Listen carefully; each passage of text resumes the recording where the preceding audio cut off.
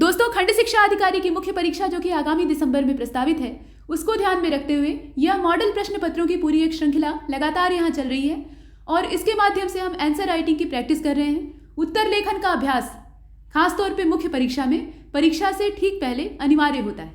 जितना ज़्यादा आप प्रैक्टिस करेंगे, यहाँ ये मायने नहीं रखता कि आपने कितना पढ़ रखा है, कितनी मोटी मोटी किताबों का अध्ययन किया है, आपने लक्ष्मीकांत को पढ़ा है या छोड़ दिया है, ये सब अब मायने नहीं रखता, उसका समय नहीं बचा है। अगर आप चाहें भी तो नए सिरे से कोई किताब अगर उठाना चाहें तो नहीं उठा सकते। अब जो समय बचा है उसमें आप दोहरा सकते हैं और दोहराने में भी बहुत ज़्यादा पोथी उलट कर नहीं दोहरा सकते। तो अच्छा तरीका यही है कि लिखिए, अपने हाथों से लिखिए। तो आपके अंदर जो घबराहट और बेचैनी है, इस समय कुछ अभ्यर्थियों ने शिकायत की थी कि बहुत डर लग रहा है, पता नहीं हो भी पाएगा या नहीं, और कुछ लोगों ने कहा कि मुझे तो लग रहा है कि मैं दौड़ से बाहर हो गया हूँ या हो गई हूँ, इस प्रकार से। तो देखिए, ये सब सोचने का अब समय आपके पास है ही नहीं है। जो मौका है वो सिर्फ अभ्यास करने का है, अवसर बार बार नहीं मिलता। तो मौके से मत चूकिए। और अगर आप यकीन मानिए लगातार अभ्यास करते रहेंगे और आपने पीछे से पढ़ रखा है, पढ़ाई अच्छे से की है, धोखा नहीं किया है अपने साथ, तो निश्चित रूप से आपका सिलेक्शन होगा। इसलिए क्योंकि गंभीर अभ्यर्थियों की कमी होती है। प्रारंभिक परीक्षा को उत्तीर्ण करने वाले जो अभ्यर्थी होते हैं उसमें से भी बहुत से ऐसे होते हैं जो कि मुख्य परीक्षा के लायक नहीं होते हैं। कट ऑफ क्लियर करने का मतलब ये नहीं कि आप मुख्य परीक्षा के योग्य हो गए। यहाँ पर लेखन शैली को तराशा जाता है और उसी का मूल्यांकन किया जाता है। तो लिखने का कौशल सबके पास नहीं होता है, और अगर आप एक ठीक ठाक तरीके से लिख पा रहे हैं तो ये बहुत ही प्लस पॉइंट है। और अगर नहीं लिख पा रहे हैं तो आप उसे ठीक कर सकते हैं, ये भी बात है, सुधार की भी गुंजाइश होती है। आपने प्रारंभिक परीक्षा उत्तीर्ण की है तो एक बेसिक नॉलेज आपके पास है, उस नॉलेज का इस्तेमाल आप कर सकते हैं और लेखन शैली को सुधार सकते हैं। बस एक बात कहनी है कि यहाँ शब्द सीमा बहुत ज़्यादा नहीं है। 125 शब्दों के अंदर या 50 या 25 के अंदर आपको लिखना है, तो बहुत ज़्यादा व्याख्यात्मक मत लिखिएगा। यहाँ विश्लेषण का आपको मौका नहीं मिलेगा, टू द पॉइंट रह कर लिखना है। देखिए, इसमें जो बड़े वाले प्रश्न हैं 125 शब्द सीमा वाले, उसमें कुछ फैलाने की गुंजाइश होती है, वहाँ थोड़ा सा विवेचना वगैरह करनी होती है। लेकिन जो इसमें सेक्शन बी और सेक्शन सी होता है, वहाँ पर बहुत ज़्यादा फैलाइए नहीं, जो फैक्ट है उनको लिखिए, डाटा शामिल कीजिए, तथ्यों को शामिल कीजिए, इसी को इसमें अच्छा माना जाता है और नंबर अच्छे मिलते हैं। प्रश्न अगर छोटा हो तो तथ्यों के साथ उसको प्रस्तुत कीजिए, अगर बड़ा है तो उसमें व्याख्या कीजिए, और जहाँ अपनी बात को सिद्ध करना हो वहाँ तथ्य दे दीजिए। इस प्रकार से काम करते हैं। तो चलिए बिना देर किए शुरू करते हैं। और आंसर राइटिंग की जो प्रैक्टिस आप करिए, अब उसी पेन से करिएगा जिस पेन से आप परीक्षा हाल में लिखने वाले हो, और सादे पन्ने पर अभ्यास करिए। अब रूलदार कागज़ को छोड़ दीजिए। अगर आप अब तक रूलदार पन्ने पर अभ्यास कर रहे थे तो अब सादा पन्ना ले आइए। फोटो स्टेट वाली जो फोटो कापी वाला जो पन्ना होता है, A4 साइज़ का पेपर होता है, वो वाला ले आइए, या जो स्पाइरल बाइंड वाली कापी होती हैं उनको ले लीजिए। कहीं से भी सादा पन्ना आपको मिलता है, वो गंदा हो या साफ़ हो उससे नहीं मतलब है, आपको लिखना है, लगातार अभ्यास करना है। और प्लेन पेज पे अभ्यास करेंगे तो आप ज़्यादा सहज महसूस करेंगे। तो हर प्रकार के डर और घबराहट को छोड़कर यहाँ लिखना शुरू करते हैं। देखिए, जो खंड अ है इसमें शब्द सीमा 125 शब्दों की है और 10 प्रश्न है टोटल। प्रत्येक प्रश्न पर आपको 10 अंक से ज़्यादा नहीं मिलेगा, लेकिन मैक्सिमम आपको अचीव करना है। कुल मिलाकर 100 नंबर तो यही हो जाएगा आपका। उसके बाद जो सेक्शन बी है, इसमें प्रश्नों को आप देख रहे हैं, अलग अलग प्रकार के प्रश्न हैं। सुझाव पर चर्चा करना, इस प्रकार से विश्लेषण करना, व्याख्या करना, ये सब इसके साथ जुड़ा रहता है। इसका मतलब क्या है कि यहाँ पर जो प्रश्न पूछने वाला व्यक्ति है वो आपसे थोड़ा सा विस्तार चाहता है, और विस्तार आपको करना भी है। इसके बाद जो सेक्शन बी है यानी खंड ब, इसमें आप देख रहे हैं कि छोटे छोटे प्रश्नों की तादाद है, बहुत छोटे नहीं है। ये शॉर्ट आंसर टाइप क्वेश्चन आप इन्हें कह सकते हैं। 50 शब्दों के अंदर आपको लिखना है और प्रत्येक प्रश्न जो है वो 6-6 नंबर का है। प्रश्नों को आप देख रहे हैं, जैसे प्रधानमंत्री स्वनिधि योजना के बारे में पूछा है, या इस प्रकार से और भी चीज़ें।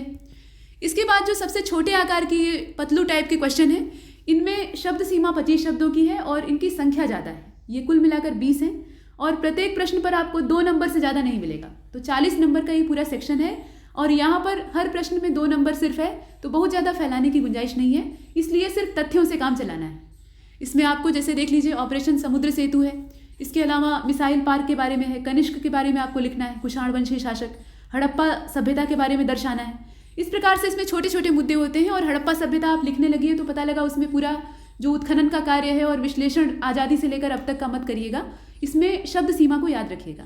देखिए, ये शब्द सीमा बार बार रिपीट इसलिए किया जा रहा है क्योंकि समय जो होता है वो 3 घंटे का है, और उसमें अगर आपने किसी भी प्रश्न पर ज़्यादा समय दे दिया तो दूसरा प्रश्न आपसे छूट जाएगा, इसकी गारंटी है, और छोड़ कर नहीं आना है।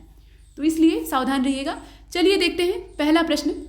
ये उत्तर कुंजी है और उत्तर कुंजी में मॉडल आंसर दिया हुआ है। मॉडल आंसर आप बिल्कुल ही ऐसा ही उतार दीजिए कॉपी में, ये आवश्यक नहीं है, इसमें अपनी बुद्धि लगाइएगा, ये सिर्फ एक प्रारूप है। प्रश्न पूछा गया था, ये खंड अ था 125 शब्द सीमा वाला, और इसमें पहला प्रश्न आपके सामने है, एंजल टैक्स क्या है। और उसके साथ साथ पूछा जा रहा है कि स्टार्टअप्स में इसके जुड़े हुए मुद्दे क्या हैं, मतलब इससे संबंधित मामलों के बारे में आपको बताना है, और इसके लिए सुझाव क्या हो सकता है आपका, उस पर आपको चर्चा करनी है। 3 चीज़ें पूछी हुई हैं, मतलब प्रश्न के 3 हिस्से हैं। पहले हिस्से में आपको एंजल टैक्स क्या है ये बताना पड़ेगा, दूसरे हिस्से में इसे स्टार्टअप्स से जोड़ना पड़ेगा, और तीसरे हिस्से में इसका सुझाव देना होगा। तो आइए शुरू करते हैं।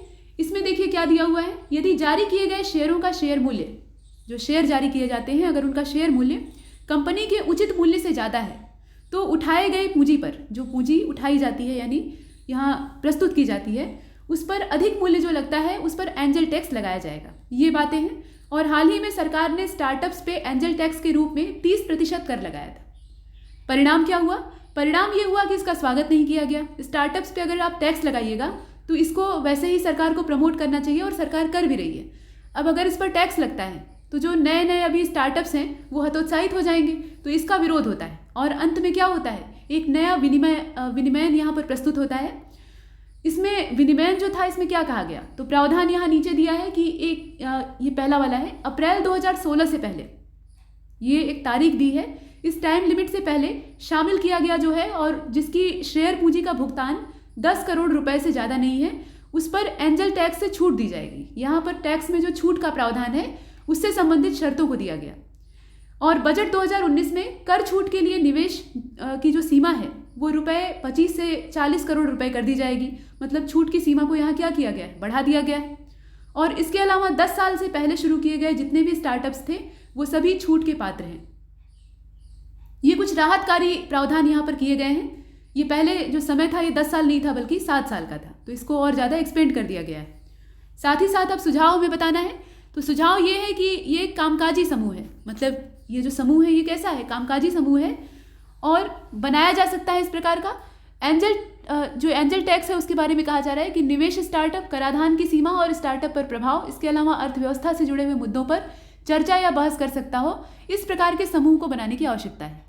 तो यहाँ एक सलाहकारी या समाधानकारी संस्था के निर्माण की ज़रूरत महसूस होती है, और जो टैक्स लगाने का सरकार का फैसला था उसका विरोध होता है या लोग पसंद नहीं करते हैं, तो इसके चलते उसमें राहत दी जाती है। ये सब कुछ चीज़ें हैं। और एंजल टैक्स क्या है ये हमने शुरू में बताया। इस प्रकार से आप इसे लिख सकते हैं और विस्तृत कर सकते हैं, लेकिन शब्द सीमा का ध्यान रखना है। इसके बाद जो अगला प्रश्न है उसमें आपको डिजिटल इंडिया प्रोग्राम विजन के बारे में बताना है। इसमें शब्द सीमा वही है, लेकिन क्या चीज़ है ये आपको पूरा डिटेल में बताना होगा। तो देखिए, यह भारत को डिजिटल सशक्त समाज और ज्ञान अर्थव्यवस्था में बदलने का काम करता है। वही डिजिटल इंडिया का जो सपना है उसको यहाँ पर एक्सप्लेन किया गया है। मतलब ये प्रोग्राम विज़न है, और ये जो विज़न है इसमें डिजिटलाइजेशन के बारे में या उसी पर जोर दिया गया है। और इसके विजन क्या हो सकते हैं, तो पहला तो जो डिजिटल इंफ्रास्ट्रक्चर है उसके बारे में आप लिख सकते हैं। इसमें सभी ग्राम पंचायतों में जो हाई स्पीड इंटरनेट है उसकी उपलब्धता होनी चाहिए। इसके अलावा साइबर स्पेस की सुरक्षा होनी चाहिए। देखिए, साइबर सुरक्षा भी एक अहम मुद्दा है, इस पर एक निबंध भी आ चुका है। तो साइबर सुरक्षा इसलिए अहम हो जाता है क्योंकि अब जब आप डिजिटल टेक्नोलॉजी का इस्तेमाल कर रहे हैं, जितना भी भुगतान है, लेन देन है, सब कुछ डिजिटल तरीके से हो रहा है, या जितनी भी चीज़ें हैं उनको ऑनलाइन किया जा रहा है, सारे दस्तावेज जो हैं वो ऑनलाइन प्रकाशित किए जा रहे हैं, ये सब चीज़ें हो रही हैं। तो इसमें धोखाधड़ी या चुराने की भी गुंजाइश होती है। इसके दुरुपयोग की भी संभावनाएं उतनी ही ज़्यादा होती हैं जितना कि इनका फ़ायदा है। तो इसके चलते साइबर सुरक्षा आवश्यक है, और भारत में साइबर सुरक्षा का जो पक्ष है वो काफ़ी कमज़ोर है, तो इस पर ध्यान देने की ज़रूरत है। इसके अलावा ई मोबाइल और जो ई बैंकिंग का प्रावधान है वो संभव है। डिजिटल पहचान इससे हो सकती है। आपको अपना आइडेंटिटी कार्ड जेब में लेकर घूमने की आवश्यकता नहीं है। आपके आंख का रेटिना, आपके फिंगरप्रिंट्स या कुछ भी जो आपके शरीर का हिस्सा है उससे आपकी डिजिटल पहचान बन सकती है। और उसके बाद कॉमन सर्विस सेंटर जो होते हैं वहाँ तक आसानी से पहुँचा जा सकता है। तो ये सब क्या है, ये डिजिटल इंफ्रास्ट्रक्चर का हिस्सा है। इसी प्रकार से गवर्नेंस और मांग पर जो सेवाएं हैं उनको आप लिख सकते हैं। तो इसमें सिंगल विंडो के माध्यम से डिजिटल मोड से जुड़ा और ईज़ ऑफ डूइंग बिजनेस वाला जो प्रावधान है वो शामिल है। इसके अलावा ऑनलाइन सर्विस जैसे कि अमेजन या जितनी भी कॉमर्शियल साइट्स हैं उनको आप इसमें शामिल कर सकते हैं। अमेजन अभी दवा बेचना भी शुरू कर रहा है। इसके अलावा पेटीएम के माध्यम से कैशलेस और इलेक्ट्रॉनिक लेन देन वाला जो प्रावधान है वो भी अच्छा है। जेब में आपको जो नोटों की गड्डी है वो लेकर घूमने की आवश्यकता नहीं है। आप पेटीएम के माध्यम से पेमेंट कर सकते हैं, या इस तरह के डिजिटल पेमेंट के प्लेटफॉर्म हैं वो बहुत सारे हैं, आप उनके माध्यम से यहाँ पे कर सकते हैं। इसके अलावा डिजिटल जो एम्पावरमेंट है वो इसका हिस्सा है। तो इसमें आप क्या लिखिएगा, जो कोरोना काल था कोविड-19, उसमें लॉकडाउन लगा, तो तालाबंदी के दौर में सारे स्कूल कॉलेज बंद हो जाते हैं, कोचिंग्स बंद हो जाती हैं, और उसके बाद पढ़ाई की समस्या यहाँ खड़ी हो जाती है, क्योंकि पढ़ाई के जितने भी स्तंभ थे वो ढह जाते हैं। और बच्चे घरों में बंद रहकर अपनी पढ़ाई को कैसे चलाएं, तो यहाँ ऑनलाइन शिक्षा का प्रावधान निकल कर आता है। और इस ऑनलाइन शिक्षा प्रणाली में डिजिटल इंडिया वाला जो सपना है वो भी पूरा होता हुआ दिखाई देता है। घर बैठे कंप्यूटर और लैपटॉप के माध्यम से या स्मार्टफोन के जरिए जो ऑनलाइन शिक्षा है उसको बच्चे प्राप्त कर रहे हैं। हालांकि ये क्लास वाली शिक्षा की बराबरी कभी नहीं कर सकता। जो डिजिटल प्लेटफॉर्म होता है ये आमने सामने जो बोर्ड पर अध्यापक पढ़ाते हैं उनकी बराबरी नहीं कर सकता, ये मानी हुई बात है। उसका एक अलग ही प्रभाव होता है, लेकिन अभी कोई विकल्प ही नहीं। अभी सुरक्षित अगर रहना है तो इसी अवस्था में पढ़ाई करनी होगी, या जितनी भी चीज़ें हैं उन्हें दूर दूर रहकर ही करना होगा। अभी डिस्टेंसिंग का जो दौर है वो लंबा खिंचेगा। तो इसमें ये जो डिजिटल एम्पावरमेंट का मामला है ये काफ़ी बढ़ चढ़ कर हिस्सा लेता है। इसके अलावा क्षेत्रीय भाषा में जो डिजिटल सेवाएं दी जाती हैं इससे जन जन तक इसकी पहुंच होती है, आम जनता भी इसको समझ सकती है। और क्लाउड पर आप दस्तावेज सुरक्षित कर सकते हैं, जैसे कि डिजी लॉकर के बारे में कहा गया है। तो इसमें मान लीजिए आप गाड़ियों के लाइसेंस जो है उसको सुरक्षित कर लिए, तो आपको कागज़ लेकर घूमने की आवश्यकता नहीं है। बहुत बार ऐसा देखा गया कि ये जो डिजी लॉकर है इसके माध्यम से अगर कोई दस्तावेज अपना गाड़ी का दिखाता है तो जो ट्रैफिक पुलिस या पुलिस विभाग होता था वो चालान काट देता था कि ये वाला मान्य नहीं है, कागजी दस्तावेज लेकर आओ, यानी हार्ड कॉपी हमको चाहिए। लेकिन अब ऐसा नहीं है, हार्ड कॉपी ही नहीं, आपको सॉफ्ट कॉपी अगर दिखाएंगे तो भी काम चल जाएगा। इसके बाद डिजिटल प्रशासन के लिए जो ई विधान और ई संसद वाला प्रावधान है वो भी सही है। तो ये सब चीज़ें क्या है, ये डिजिटल एम्पावरमेंट का हिस्सा है। इसके अलावा आप ये लिख सकते हैं कि ई गवर्नेंस की जो योजना है इस सपने को साकार करने के लिए सरकार के द्वारा एक पहल है। तो राजनीति का काम हो, प्रशासन का काम हो, शिक्षा का काम हो, या लेन देन का काम हो, या खरीदारी का काम हो, या घर बैठे कुछ भी आपको जानना हो, खेती करनी हो, यहाँ तक इन सब में डिजिटल टेक्नोलॉजी आपकी सहायता करेगी। और अगर इस प्रकार का जो डिजिटलीकरण है वो हो जाता है तो यह एक सशक्त भारत की ओर कदम होगा। हालांकि इसके कुछ नुकसान भी हैं, तो नुकसानों पर फिलहाल यहाँ चर्चा नहीं करनी है, यहाँ सिर्फ जो फायदे हैं उन्हीं को गिनाना है। इसके बाद जो तीसरे नंबर का प्रश्न है इसको देखिएगा। इसमें कहा गया है कि भारत में कर अनुपालन में सुधार के लिए क्या उपाय करने चाहिए। देखिए, कर जो होता है यानी टैक्स, इसी के सहारे देश की जितनी भी व्यवस्थाएं हैं लगभग सभी चलती हैं। ये जनता का ही पैसा होता है, जनता से ही लिया जाता है टैक्स, और कोई नहीं देता है। पहले का जो समय था राजा महाराजाओं वाला, तभी भी कर लेने का ही प्रावधान था। कर की जो दरें होती थी वो राजा अपने हिसाब से निर्धारित करता था और उसी के आधार पर वसूली करता था। आपने देखा है कि कुछ ने बहुत स्ट्रिक्टली इसको वसूला है, मतलब बहुत कड़ाई से वसूला है, और कुछ जो है वो बहुत इसमें दरियादिली दिखाते हैं। लेकिन कुल मिलाकर टैक्स लेते सभी हैं, क्योंकि अगर ये नहीं लेंगे तो राज्य नहीं चल पाएगा। और वही हाल देश का भी है, देश के भी संचालन के लिए टैक्स अनिवार्य है। लेकिन होता क्या है, बहुत सारे टैक्स के जो देनदार होते हैं, जो कि वास्तव में इसको देने में सक्षम हैं और उनके ऊपर जायज़ तरीके से इसको लगाया गया है, वो देने में आनाकानी करते हैं या पूरा नहीं देते हैं, टैक्स की चोरी करते हैं, और ये देश के विकास के रास्ते में एक रुकावट है। तो यहाँ कर अनुपालन का जो व्यवस्था है या कामकाज है उसमें सुधार की ज़रूरत है। देख लीजिए, आप लिख सकते हैं कि एक अर्थव्यवस्था के कुशल कामकाज के लिए कर उसकी रीढ़ होती है। ये जो कर होते हैं अलग अलग प्रकार के टैक्स, ये क्या है, ये मेरुदंड का काम करते हैं और ये सरकार के लिए राजस्व का मुख्य स्रोत भी होते हैं। और भारत में कर का अनुपालन बहुत कमज़ोर है, क्योंकि सिर्फ 11% लोग कर देते हैं। पूरी आबादी का सिर्फ 11% जो है वो टैक्स देता है। और पॉपुलेशन के मामले में हम किस नंबर पे हैं, दूसरे स्थान पर है, चीन से बस थोड़ा ही पीछे है। और संसाधनों का यहाँ अभी भी बहुत ज़्यादा अभाव है। और ऐसी स्थिति में अगर जनता टैक्स ठीक से नहीं देगी, परेशानियाँ हर आदमी की व्यक्तिगत हो सकती हैं, लेकिन देश की परेशानी जो है वो सबसे ऊपर होती है। देश सर्वोपरि है, क्योंकि देश रहेगा तभी हम रहेंगे, या इसका उल्टा भी आप कह सकते हैं, हम रहेंगे तभी देश रहेगा, दोनों चीज़ें। तो यहाँ सामंजस्य की आवश्यकता है। और एक बात और है कि देश के विकास के बारे में हर नागरिक को ज़मीनी स्तर पर सोचने की ज़रूरत है। लोग सिर्फ अपना स्वार्थ देखते हैं, लेकिन यहाँ पर क्या है, जो निजी स्वार्थ है उससे ऊपर उठकर काम करने की ज़रूरत है। फिलहाल 11% लोग कर देते हैं। और कर अनुपालन में सुधार के जो उपाय हैं यहाँ क्या होने चाहिए, ये तो समस्या है कि इतने कम लोग यहाँ टैक्स पेयर्स हैं। इसका सुधार का क्या उपाय हो सकता है, क्या राहतकारी परिणाम इससे निकल सकते हैं। तो देखिए, व्यवहारिक हस्तक्षेप इसमें हो सकता है, मतलब जैसे यूके और यूएस में है उस प्रकार से। मतलब यहाँ पे क्या है, ये जरूरी है। और व्यक्तिगत मानदंड पर जो कर का भुगतान करने के लिए व्यक्ति को प्रेरित करने में नियोजित करता है, ये चीज़ें आती हैं इसमें। कर अनुपालन में सरलता होनी चाहिए, मतलब जो कर को देने का तरीका है या उसके जमा करने की जो आखिरी तारीख है या उससे संबंधित सेवाएं हैं वो आसान होनी चाहिए। ऐसा नहीं कि सेवाओं की जो जटिलता है उन्हीं से घबरा कर मनुष्य भाग जाए और कर देने से मना कर दे कि भाई हम इतनी झंझट में नहीं पड़ेंगे। इसके बाद विश्वास का होना, मतलब नागरिकों और सरकार के बीच में, कारपोरेट को तो जाने ही दीजिए, वो उधर करिए, ये हमेशा टैक्स चुराते हैं, लेकिन नागरिकों और सरकार के बीच में एक विश्वास की डोर होनी चाहिए। मतलब जनता को ऐसा लगना चाहिए कि जो हम टैक्स दे रहे हैं उसका सही दिशा में इस्तेमाल हो रहा है। लेकिन आज का जो मतलब जनता दल है, जनता दल का मतलब पार्टी की बात नहीं की जा रही है, प्रजातंत्र की बात या जनतंत्र की बात की जा रही है। तो जनता को ये लगता है कि नेता जो है वो हमारा पैसा खा रहे हैं, ये हमारे पैसे पर ऐश कर रहे हैं, और जो विकास की योजनाएं हैं वो अधूरी या काम चलाऊं तरीके से हो रही हैं, वैसी नहीं हो रही हैं जितना कि हमने पैसा इसमें डाला है, मतलब कर चुकाया है।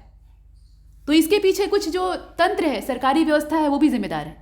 भ्रष्टाचार जिम्मेदार है, मतलब बजट पास होता है किसी योजना के लिए तो उसमें से आधा से अधिक जो है वो ठेकेदार या बिचौलिए या जो प्रशासनिक महकमा है वो मिलकर खा लेता है, उसको मिल बांट के साफ कर देता है, और जो बचा खुचा पैसा होता है उससे एक काम चलाऊं काम करके दे देता है, जो कि टिकाऊ नहीं होता है। सड़क बनेगी और फिर टूटना शुरू हो जाएगी, इस प्रकार का निर्माण होता है। तो ये सब चीज़ें जनता के मन में अविश्वास पैदा करती हैं, तो ये विश्वास मजबूत करने की आवश्यकता है।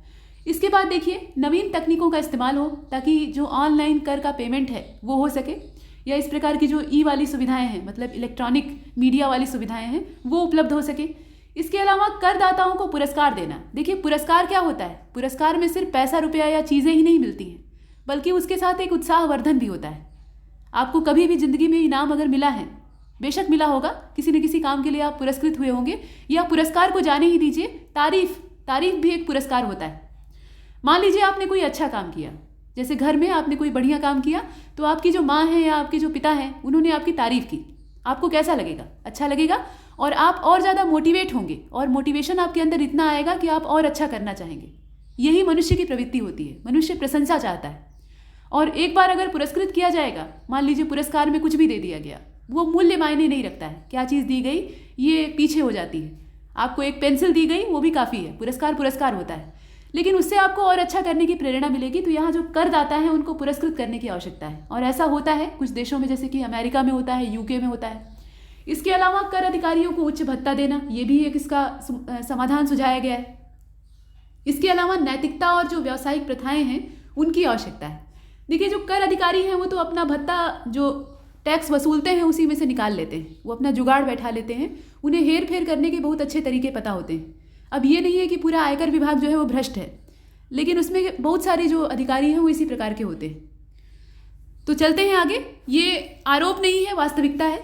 यहाँ एक चार्ट बना हुआ है। चार्ट क्या है? एक डायग्राम टाइप का है। इसमें नागरिक, कर और सार्वजनिक सेवाएं और सरकार के बीच में संबंध दिखाया गया है। ये चक्रीय प्रक्रम में चलता है, मतलब कर जो है नागरिक कर देते हैं और कर सरकार के पास आता है, और सरकार उससे जो सार्वजनिक सेवाएं हैं वो करती है, इंफ्रास्ट्रक्चर को डेवलप करेगी या जो विकास के कार्य हैं उनको करेगी। मतलब पब्लिक वेलफेयर के जितने भी काम होते हैं वो इस कर के माध्यम से किए जाते हैं। तो ईमानदारी से हर नागरिक को कर देना चाहिए, और सरकार का भी कर्तव्य बनता है कि पारदर्शिता के साथ उस कर के पैसे का इस्तेमाल करे।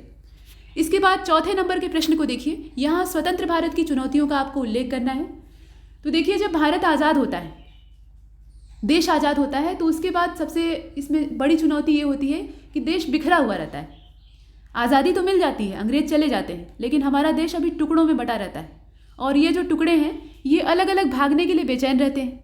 कहीं पर जनता ही संतुष्ट नहीं रहती है, और कहीं जो है राजा दूसरी ओर आसक्त होता है। जैसे कि हैदराबाद में देख लीजिए, हैदराबाद का जो निज़ाम था वो पूरी तरह से पाकिस्तान के फेवर में था। वो चाहता था कि हम भी उधर ही जाएं, या वही वाला जो स्वतंत्र स्वायत्तता का दर्जा है वो हैदराबाद को भी प्राप्त हो। दोनों स्थितियां थी। बाद में वो पाकिस्तान से मदद भी मांगने चला जाता है। इसके अलावा जूनागढ़ की भी यही स्थिति थी, हालांकि वहाँ जनमत संग्रह होता है। कश्मीर में राजा हरि सिंह का जो असमंजस था वो गफलत वाला कारण बन जाता है। उसमें नेहरू जी की जो उदारवादी नीतियाँ थी और हरि सिंह की जो उदासीनता थी, दोनों मिलकर ऐसी समस्या खड़ी करते हैं जिसको कि हम आज तक नहीं सुलझा पाए। यहाँ दोषी कोई नहीं था, लेकिन तत्कालीन जो परिस्थितियाँ थी उसमें थोड़ा कड़ा निर्णय लेने की आवश्यकता थी। फिलहाल तो ये सब चुनौतियाँ थीं। देखिए, चुनौतियाँ सिर्फ इतनी ही नहीं थी, इसके अलावा आर्थिक चुनौती थी। देश की अर्थव्यवस्था को अंग्रेज़ों ने बुरी तरह से झकझोर दिया था, और जो संघर्ष हुआ या जितनी भी लड़ाइयाँ, जैसे प्रथम विश्व युद्ध और द्वितीय विश्व युद्ध, इससे हमारे देश को भी नुकसान पहुँचा। ऐसा नहीं है कि पूरी दुनिया जो है खड़मंडल उसमें मचा हुआ था, तो हमारा जो देश था वो चैन से सो रहा था। यहाँ भी स्थितियाँ बिगड़ी हुई थी, क्योंकि हमारी अर्थव्यवस्था भी अंग्रेज़ों से लिंक थी, और अंग्रेज़ों का जो वर्चस्व था वो पहले और दूसरे विश्व युद्ध में एक भूमिका के तौर पे था। मतलब वहाँ पर धुरी राष्ट्र और मित्र राष्ट्र वाला जो कॉन्सेप्ट था उसे आपने देखा है, और न चाहते हुए अंग्रेज़ों ने हमें बार बार युद्धों में घसीटा। तो वो सब चीज़ें हैं। फिलहाल देश की अर्थव्यवस्था इस लायक नहीं थी कि हम विकास का एक नया ढांचा बनाएं और उस पर अपनी इमारत को खड़ा कर सकें। ये एक बड़ी चुनौती थी। उसके अलावा हमारी सीमाएं अभी असुरक्षित थीं, अंदर एकता का अभाव था, रियासतें छोटी छोटी बटी हुई थी, और छोटे छोटे टुकड़े के होने की वजह से एकता नहीं थी और संगठन नहीं था। तो बाहर वाले जो दुश्मन थे, जो कि इसी ताक में बैठे थे कि भारत थोड़ा असुरक्षित हो और उसके बाद हम अंदर घुसें और कब्जा कर लें, क्योंकि ये स्थितियाँ अच्छी हैं। तो इसके चलते बाहर से भी संकट था और अंदर जो यहाँ तितर बितर वाली स्थिति थी वो थी ही। तो आइए देखते हैं चुनौतियाँ क्या थी। देखिए, सबसे बड़ी चुनौती एकता और अखंडता की थी, तो वहीं से शुरू किया गया है कि 565 प्रिंसली स्टेट थी, यानी ये रजवाड़ों की रियासतें थीं, और प्रत्येक राज्य अपने आप में स्वतंत्रता चाह रहा था। राजा जो होते हैं वो अपने राज्य पर राज्य करना चाहते हैं, और उनसे कहा जाए कि भारत संघ में अपना विलय कर लीजिए तो उन्हें लगेगा कि हमें गुलामी करने के लिए कहा जा रहा है, क्योंकि उनकी जो पुश्तें होती हैं, जो पीढ़ियाँ होती हैं, वो आर्डर देना जानती हैं, मतलब राजा बनकर रहना जानती हैं, वो प्रजातंत्र का हिस्सा नहीं बनना चाहती। और उन्हें ये लग रहा था कि अगर भारत संघ में हमारा विलय हो जाएगा तो हम भी जनता के बराबर ही हो जाएंगे, तो हमारा जो राजा होने का तमगा है वो खराब हो जाएगा। तो ये कतई नहीं चाहते थे। इसके अलावा सरदार पटेल के प्रयासों को अगर देखा जाए तो उससे एक बड़ा सा दस्तावेज तैयार होता है, और इसका नाम था इंस्ट्रूमेंट ऑफ एक्सेशन, और इस पर हस्ताक्षर करके बहुत सारी जो देशी रियासतें हैं उनको एकीकृत किया जाता है, यानी सहमति पत्र टाइप का ये होता है। इस पर जो जो रियासतें होती हैं वो हस्ताक्षर करती हैं, उनके प्रतिनिधि करते हैं। अब इसमें कुछ जो रियासतें थी वो थोड़ी सी मनबढ़ क्वालिटी की थी, इन्हें आप धृष्ट कह सकते हैं, जैसे कि हैदराबाद, यहाँ का जो निजाम था, जूनागढ़ का जो यहाँ का सम्राट था, शासक था, और कश्मीर, ये भारत संघ में शामिल होने के अनिच्छुक थे, मतलब ये चाहते नहीं थे। अब ऐसा नहीं था कि राजा हरि सिंह जो थे कश्मीर के, ये पाकिस्तान जाना चाह रहे थे, ये स्वतंत्र रहना चाह रहे थे, ये भारत संघ में विलय नहीं होना चाह रहे थे। जूनागढ़ का जो राजा था वो यहाँ से पाकिस्तान की ओर आसक्त था, जबकि जनता जो थी वो नहीं चाहती थी, इसीलिए जनमत संग्रह होता है और अंत में जनता के हित में फैसला आता है। हैदराबाद में जो निजाम था वो चाह रहा था कि पाकिस्तान वाला जो समर्थन है वो उसे प्राप्त हो, उसके अलावा उसे स्वायत्तता का दर्जा प्राप्त हो, वो अपनी निजामशाही को छोड़ना नहीं चाह रहा था। तो ये सब चीज़ें यहाँ आड़े आती हैं, और बाद में क्या होता है कि हैदराबाद पर पुलिस कार्रवाई करनी पड़ती है, सैन्य कार्रवाई करनी पड़ती है, तब जाकर ये इसका दिमाग ठिकाने लगता है। और उसके बाद जनमत संग्रह से जूनागढ़ और जो इंस्ट्रूमेंट ऑफ एक्सेशन था, यानी वही समझौता पत्र, उसी पर अंत में राजा हरि सिंह हस्ताक्षर करते हैं। वो भी तब करते हैं जब पाकिस्तान एकदम सिर पर आकर खड़ा हो जाता है घुसपैठ के लिए। ये सब चीज़ें तो थोड़ी सी उन्हें देर हो जाती है। कुल मिलाकर ये चुनौतियां हैं, और इसमें वल्लभ भाई पटेल का एक बड़ा योगदान देखा जाता है, लेकिन पूरी सरकार का योगदान था। यहाँ अगर कोई कहता है कि सिर्फ सरदार जी का योगदान था, ऐसा नहीं है। देखिए, जितने भी उस समय के नेता थे जो कि सत्ता में आ गए थे, वो सत्ताधारी दल या जो आजकल की सत्ता लोलुप पार्टियां हैं वैसे नहीं थे। उन्होंने आज़ादी के लिए संघर्ष किया था, आज़ादी को संघर्ष से पाया था। जो उस समय की कांग्रेस थी वो आज की कांग्रेस पार्टी नहीं है। यहाँ किसी भी पार्टी को लेकर आरोप प्रत्यारोप की आवश्यकता नहीं है। कुछ लोग यहाँ नेहरू जी को कमज़ोर कहते हैं, लेकिन नेहरू जी की कमज़ोरी के पीछे भी कुछ जो वैदेशिक कारण थे वो जिम्मेदार थे। तो बहुत सारी चीज़ें थी। अगर आदमी को, आज के मनुष्य को उस समय की परिस्थिति में जाकर रहना हो, तब उसे समझ में आएगा कि उस समय अगर उसकी सिचुएशन वैसी रही होती तो वो क्या करता। यहाँ बहुत ज़्यादा हम खुलकर भी कुछ नहीं कर सकते थे, क्योंकि बाहर से बहुत ज़्यादा प्रेशर था, बाहरी दबाव बना हुआ था। बहुत सी ऐसी शक्तियाँ थी जो कि हमें एकदम से दबाव में रखे हुए थी, और ऐसी स्थिति में हम बहुत ज़्यादा मनमानी नहीं कर सकते थे। तो इसके चलते एकीकरण वाला जो मामला था उसमें भी थोड़ी ढील दिखाई देती है। इसके अतिरिक्त एक बात और थी कि दंगों वाला जो समस्या थी ये बहुत ज़्यादा थी। कहने का मतलब ये है कि पाकिस्तान और भारत का जो बंटवारा था, भारत का दो हिस्सा अलग होता है, पूर्वी और पश्चिमी, तो इनसे पाकिस्तान और बाद में जो पूर्वी वाला हिस्सा है वहाँ से बांग्लादेश वगैरह अलग होते हैं, वो अलग चीज़ है। कुल मिलाकर जो बंटवारा हुआ था वो सांप्रदायिक आधार पर हुआ था, यानी हिंदुओं और मुस्लिमों के बीच में जो घृणा की भावना है उसको पनपा कर हुआ था, उसी के बूते हुआ था। तो ऐसे में दंगे भड़क गए थे। दंगे जब लगातार चलने लगते हैं तो कोई विकल्प ही नहीं बचता है। तो जो राष्ट्र नेता थे, राजनेता थे, वो अंत में विवश होकर ही अनुमति देते हैं, खासतौर पे गांधी जी या जितने भी और नेता थे जो कि आज़ादी की लड़ाई में अपना खून पसीना बहाकर देश को आज़ाद करने के लिए लगे हुए थे, जी जान से अपना सब कुछ छोड़ दिए थे। कोई भी नेता हो, ये सिर्फ पटेल या सिर्फ गांधी जी ही नहीं थे, बहुत सारे नेता थे, बहुत से नामी थे और बहुत से गुमनाम थे। तो ये सब क्या थे, ये अपने खून पसीने को वहाँ बहा कर देश को आज़ाद कराने के लिए लगे हुए थे। और ऐसे में ये कतई नहीं चाहते थे कि जिस टुकड़े को, जिस मातृभूमि को इन्होंने आज़ाद करवाया है वो टुकड़ों में बट जाए, ये कभी नहीं चाहते थे। लेकिन होता है अंत में वही, क्योंकि शांति बहाल करने के लिए उन्हें ये कड़ा फैसला लेना पड़ता है। लेकिन जो नफरत यहाँ पनपी रहती है वो शांत होने का नाम नहीं ले रही थी। आज़ादी के बाद भी वो चल रही थी। लोगों के घर जलाए जा रहे थे, लोगों को घर से बेदखल किया जा रहा था, चाहे वो हिंदू हो या मुसलमान हो, घर दोनों के जले थे। इसमें कोई संदेह नहीं है। घर न तो जिन्ना का जला, न मुस्लिम लीग का जला, और न ही किसी हिंदू समर्थक पार्टी का जला। यहाँ जो ऊंचे ऊंचे नेता थे उनके घर नहीं जलते, जो आम जनता थी जो कि इनके बहकावे में आती है उनके घर जलते हैं। तो कुल मिलाकर ये बात है कि दंगे जब भड़के हुए थे तो ये देश की अस्मिता पे एक संकट थे, क्योंकि अंदर अगर अशांति फैली रहेगी तो बाहर से बहुत ज़्यादा जो लुटेरे हैं वो घात लगा कर बैठे हुए हैं। ये बातें। इसके अलावा पड़ोसी प्रांत थे उनका विलय, और नई इकाइयाँ जैसे कि राज्य का विलय, मतलब यहाँ पे मध्य प्रदेश, राजस्थान, काठवाड़ संघ। तो राज्यों के बीच में भी जो सीमा रेखाएं थी उनको लेकर विवाद चल रहा था, लेकिन ये उतना महत्वपूर्ण नहीं था। यहाँ जो ज्वलंत मुद्दे थे वो वही थे जो आपने पीछे देखे। यह वास्तव में एक बड़ी चुनौती थी, क्योंकि इन मुद्दों के समाधान के लिए भारत के पास धन की कमी थी।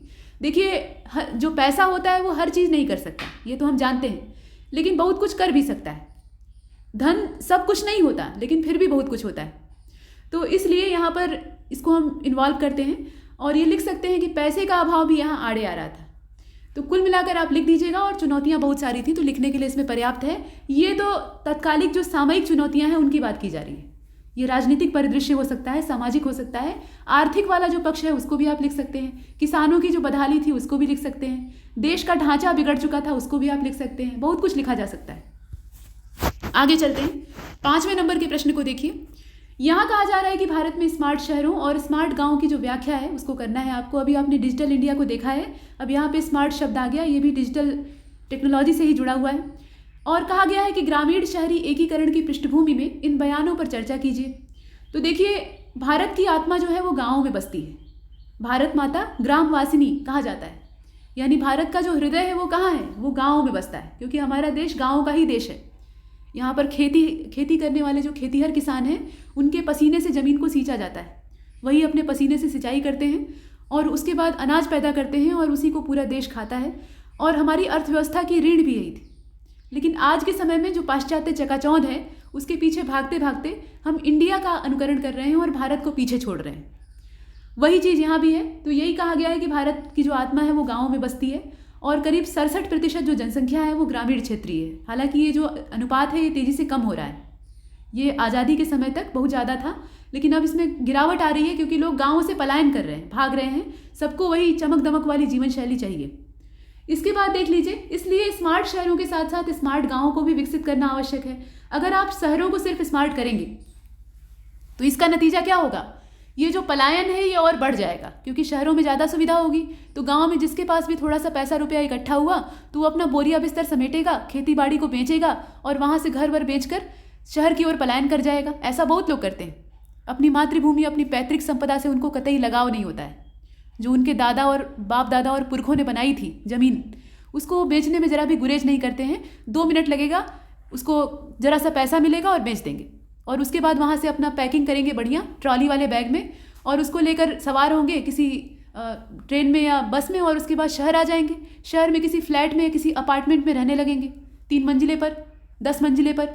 मतलब छत किसी और की है, ज़मीन किसी और की है, दीवारें किसी और की हैं, बीच में आप रहिए, आपका फ्लैट है। इस तरह के अपार्टमेंट होते हैं, आप जानते हैं, बड़े बड़े शहरों में। तो ये सब चीज़ें हैं, किसी को मोह नहीं रह गया है। बहुत से ऐसे लोग हैं निर्मोही। तो ये जो लगाव है ये ख़त्म अगर हो गया तो गाँव का अस्तित्व मिट जाएगा, ये बात है। तो इस लगाव को बनाए रखने के लिए आवश्यकता ये है कि जो शहर हैं उनको तो स्मार्ट बनाइए ही, साथ ही साथ गाँव को भी स्मार्ट करिए, ताकि जो गाँव वाले हैं वो गाँव में ही रहें, गाँव को ही डेवलप करने पर वो ज़्यादा बल दें। इसके साथ साथ देखिए, जो वर्तमान समय है इसमें ग्रामीण शहरी एकीकरण का अत्यधिक महत्व है।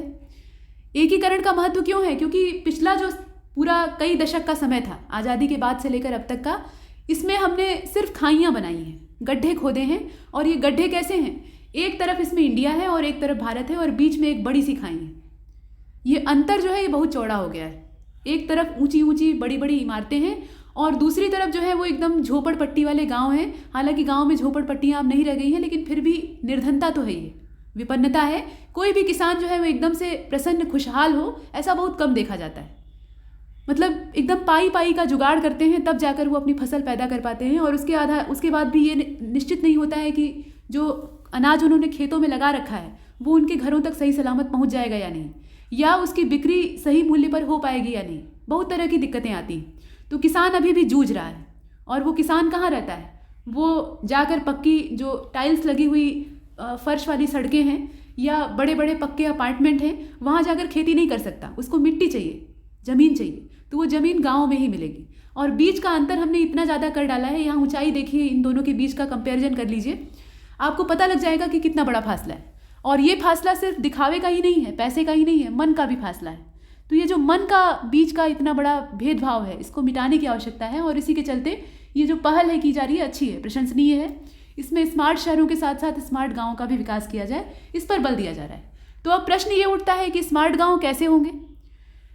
एक धारणा तो आपके दिमाग में बनी गई होगी और आपने पढ़ा भी होगा, ये कोई नई चीज़ आपके लिए नहीं है, कि जो स्मार्ट गांव होंगे वहाँ पे हर तरह की सुविधाएं उपलब्ध होंगी और उनको स्मार्ट तरीके से लोग इस्तेमाल कर सकेंगे। देखिए, पहली चीज़ तो जो एकदम बेसिक मूलभूत आवश्यकताएं हैं, उसमें बिजली, पानी और स्वच्छता है। पानी चाहिए ही, पानी की ज़रूरतें हैं। उसके अलावा बिजली का संचार होना चाहिए। गाँव में बिजली के खंभे तो लग जाते हैं, लेकिन बिजली की सप्लाई कितनी अच्छी होती है ये गाँव वाले जानते हैं। जहाँ होती है अच्छी, वहाँ खुशनसीब हैं लोग। लेकिन फिर भी बहुत से गांव ऐसे हैं जहां बिजली का अता पता नहीं रहता है। कभी कभी तो क्या होता है कि जो एक हफ्ता होता है, पूरा महीने का एक हफ्ता, उसमें 3 दिन रहेगी और 3 दिन गायब रहेगी, या ट्रांसफार्मर अगर जल गया तो महीनों तक गायब रहेगी। ऐसे होता है, ये स्थितियां हैं। या बहुत हुआ तो अगर बिजली आ भी जाती है तो वोल्टेज अच्छा नहीं होता है। पता लगा लोग अर्थिंग खोसे हुए हैं, उस पर नमक बाल्टी वाले पानी में मिलाकर झोंका जा रहा है, तब जाके वोल्टेज तेज हो रहा है। तो इस प्रकार की अव्यवस्थाएं हैं। पर्याप्त सुविधाएं जैसे शहरों में होती हैं वैसी नहीं, तो उनको यहाँ विकसित करना। इसके अलावा रोजगार के अवसर, जो गांव की युवा आबादी है, रोजगार की बात किसके लिए कही जाती है? रोजगार शब्द जो है ये प्रायः युवाओं से जुड़ा हुआ होता है। हालांकि हर उम्र के लोगों के लिए कुछ न कुछ रोजगार होने चाहिए। जो सक्षम हैं, जो हाथ पैर चला सकते हैं, तो ये काम अधेड़ भी कर सकते हैं, लेकिन रोजगार खोजने की जो उम्र होती है वो जवानी होती है। तो ये जो जवान हैं गाँव के, मतलब युवा, ये बहके हुए हैं। आप देखते होंगे कि बहुत से ऐसे हैं जो निरुद्देश्य अपना समय बर्बाद करते हैं, या तो नशाखोरी के शिकार हो जाते हैं, या किसी गलत काम को करने लगते हैं। और नहीं गलत काम अगर कुछ कर रहे हैं तो पड़ोसियों से मारपीट ही करेंगे, ये इतना तो कर ही लेते हैं। गाली गलौज सीख जाते हैं। कुल मिलाकर इनके जीवन का ध्येय नष्ट हो गया रहता है। इनको बचपन से ही कोई बताने वाला नहीं रहता है कि तुम्हारे जीवन का ये उद्देश्य होना चाहिए, या कोई प्रेरणा नहीं रहती है। और इसके चलते इनके जीवन का एकमात्र पर्पस बन जाता है खाना, सोना और झगड़ा करना। उसके बाद अगर थोड़ा सा मौका मिला तो गप हाँकना, इधर इस घर से उस घर घूमना, ये इनका काम बन जाता है। अधिकतर की बात की जा रही है, सबकी नहीं। अगर कोई कर्मठ है तो वो खेतों से भी सोना उपजा सकता है, ये भी बात है। क्योंकि कृषि का आजकल बड़ा स्कोप है, बशर्ते उसमें लगकर जो इनोवेशन है उसके साथ काम करने की ज़रूरत है। तो रोजगार के अवसर उपलब्ध कराना, अगर रोजगार के अवसर उपलब्ध होंगे तो ये जो गाँव का भटका हुआ दिग्भ्रमित युवा है, देखिए गाँव में जो युवा होते हैं उनके अंदर बुद्धि कौशल बहुत ज़्यादा होता है, और इनफैक्ट जो शहरी युवा आबादी है उससे ज़्यादा होता है। ये एक वास्तविकता है। उनके पास दिमागी जो कौशल होता है, यहाँ बुद्धि की मात्रा और IQ लेवल की बात नहीं की जा रही है, जो दिमागी कौशल होता है वो ज़्यादा होता है। उनका दिमाग ज़्यादा डाइवर्सिटी के साथ सोच सकता है, मतलब अलग अलग आयामों से विचार कर सकता है। लेकिन बस वही है कि सही दिशा में लगता नहीं है, अक्सर ऐसा ही होता है, वो भटक जाते हैं। तो उनको भटकने से बचाने के लिए यहाँ रोजगार के अवसर उपलब्ध कराना आवश्यक है। रोजगार के अवसर रहेंगे तो इनकी आमदनी होगी, ये खुशहाल रहेंगे, ये तो पहली चीज़ है। उसके अलावा ये व्यस्त रहेंगे, और व्यस्तता बहुत अच्छी चीज़ होती है। व्यस्तता आदमी को व्यसनों से बचाती है, जो बुराइयां हैं उनसे बचाती है। आप खुद ही देख लीजिए, अगर आपको दिन भर खाली छोड़ दिया जाए तो आप सिर्फ खाकर सोएंगे, और जितने दुर्गुण हैं वो आपके अंदर भर जाएंगे। और पूरे दिन अगर आपको किसी ड्यूटी पर लगा दिया जाए तो आप जी जान से काम करेंगे, इस लालच में काम करेंगे कि आपको मेहनताना मिलेगा।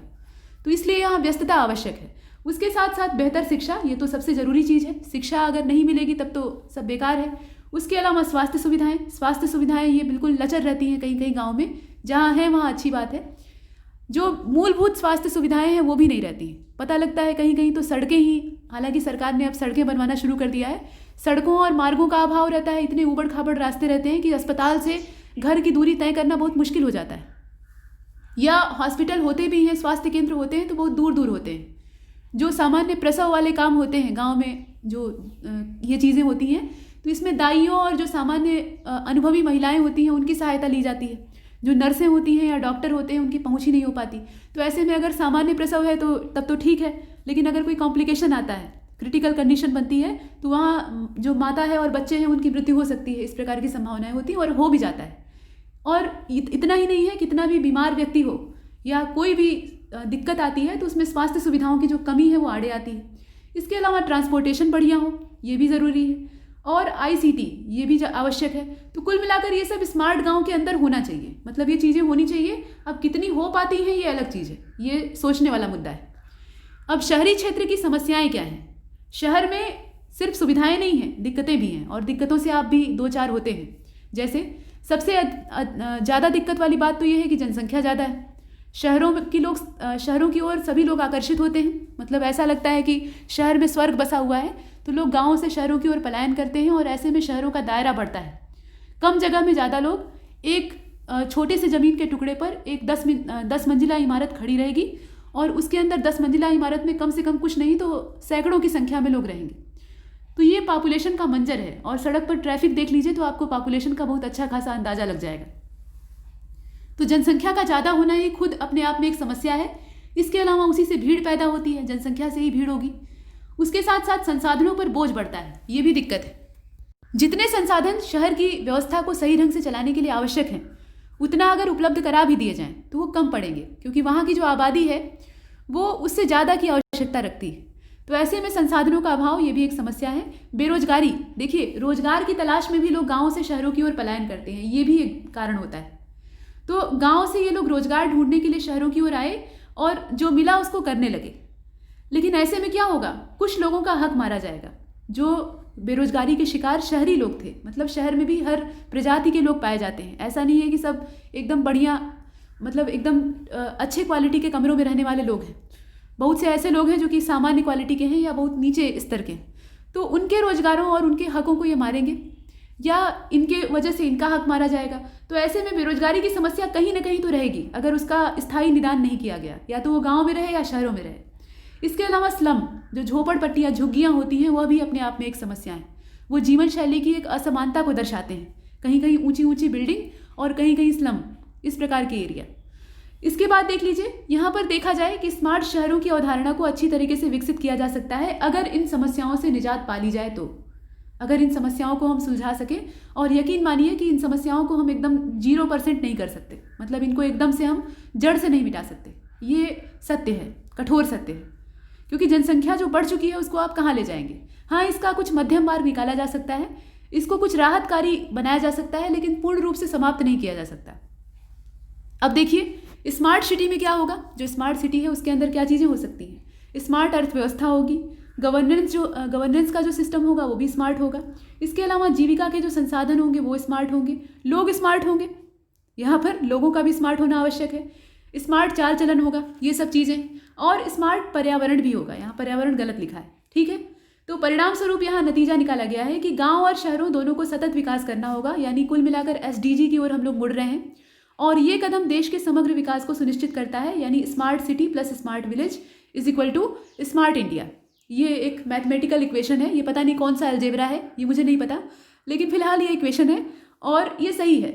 अगर आप स्मार्ट सिटी के साथ साथ स्मार्ट विलेज को भी डेवलप करते हैं, तभी आप पूरे इंडिया को, यानी पूरे भारत को, यहाँ स्मार्ट भारत लिखना चाहिए था, इंडिया लिखकर गलती किया है, तो पूरे भारत को आप स्मार्ट बना पाएंगे। ये चीज़ें। इसके बाद नेक्स्ट 6वें नंबर के प्रश्न को देखिए। इसमें कहा जा रहा है कि भारत में खनिज और खनिज बेल्ट के प्रमुख वितरण पर चर्चा कीजिए।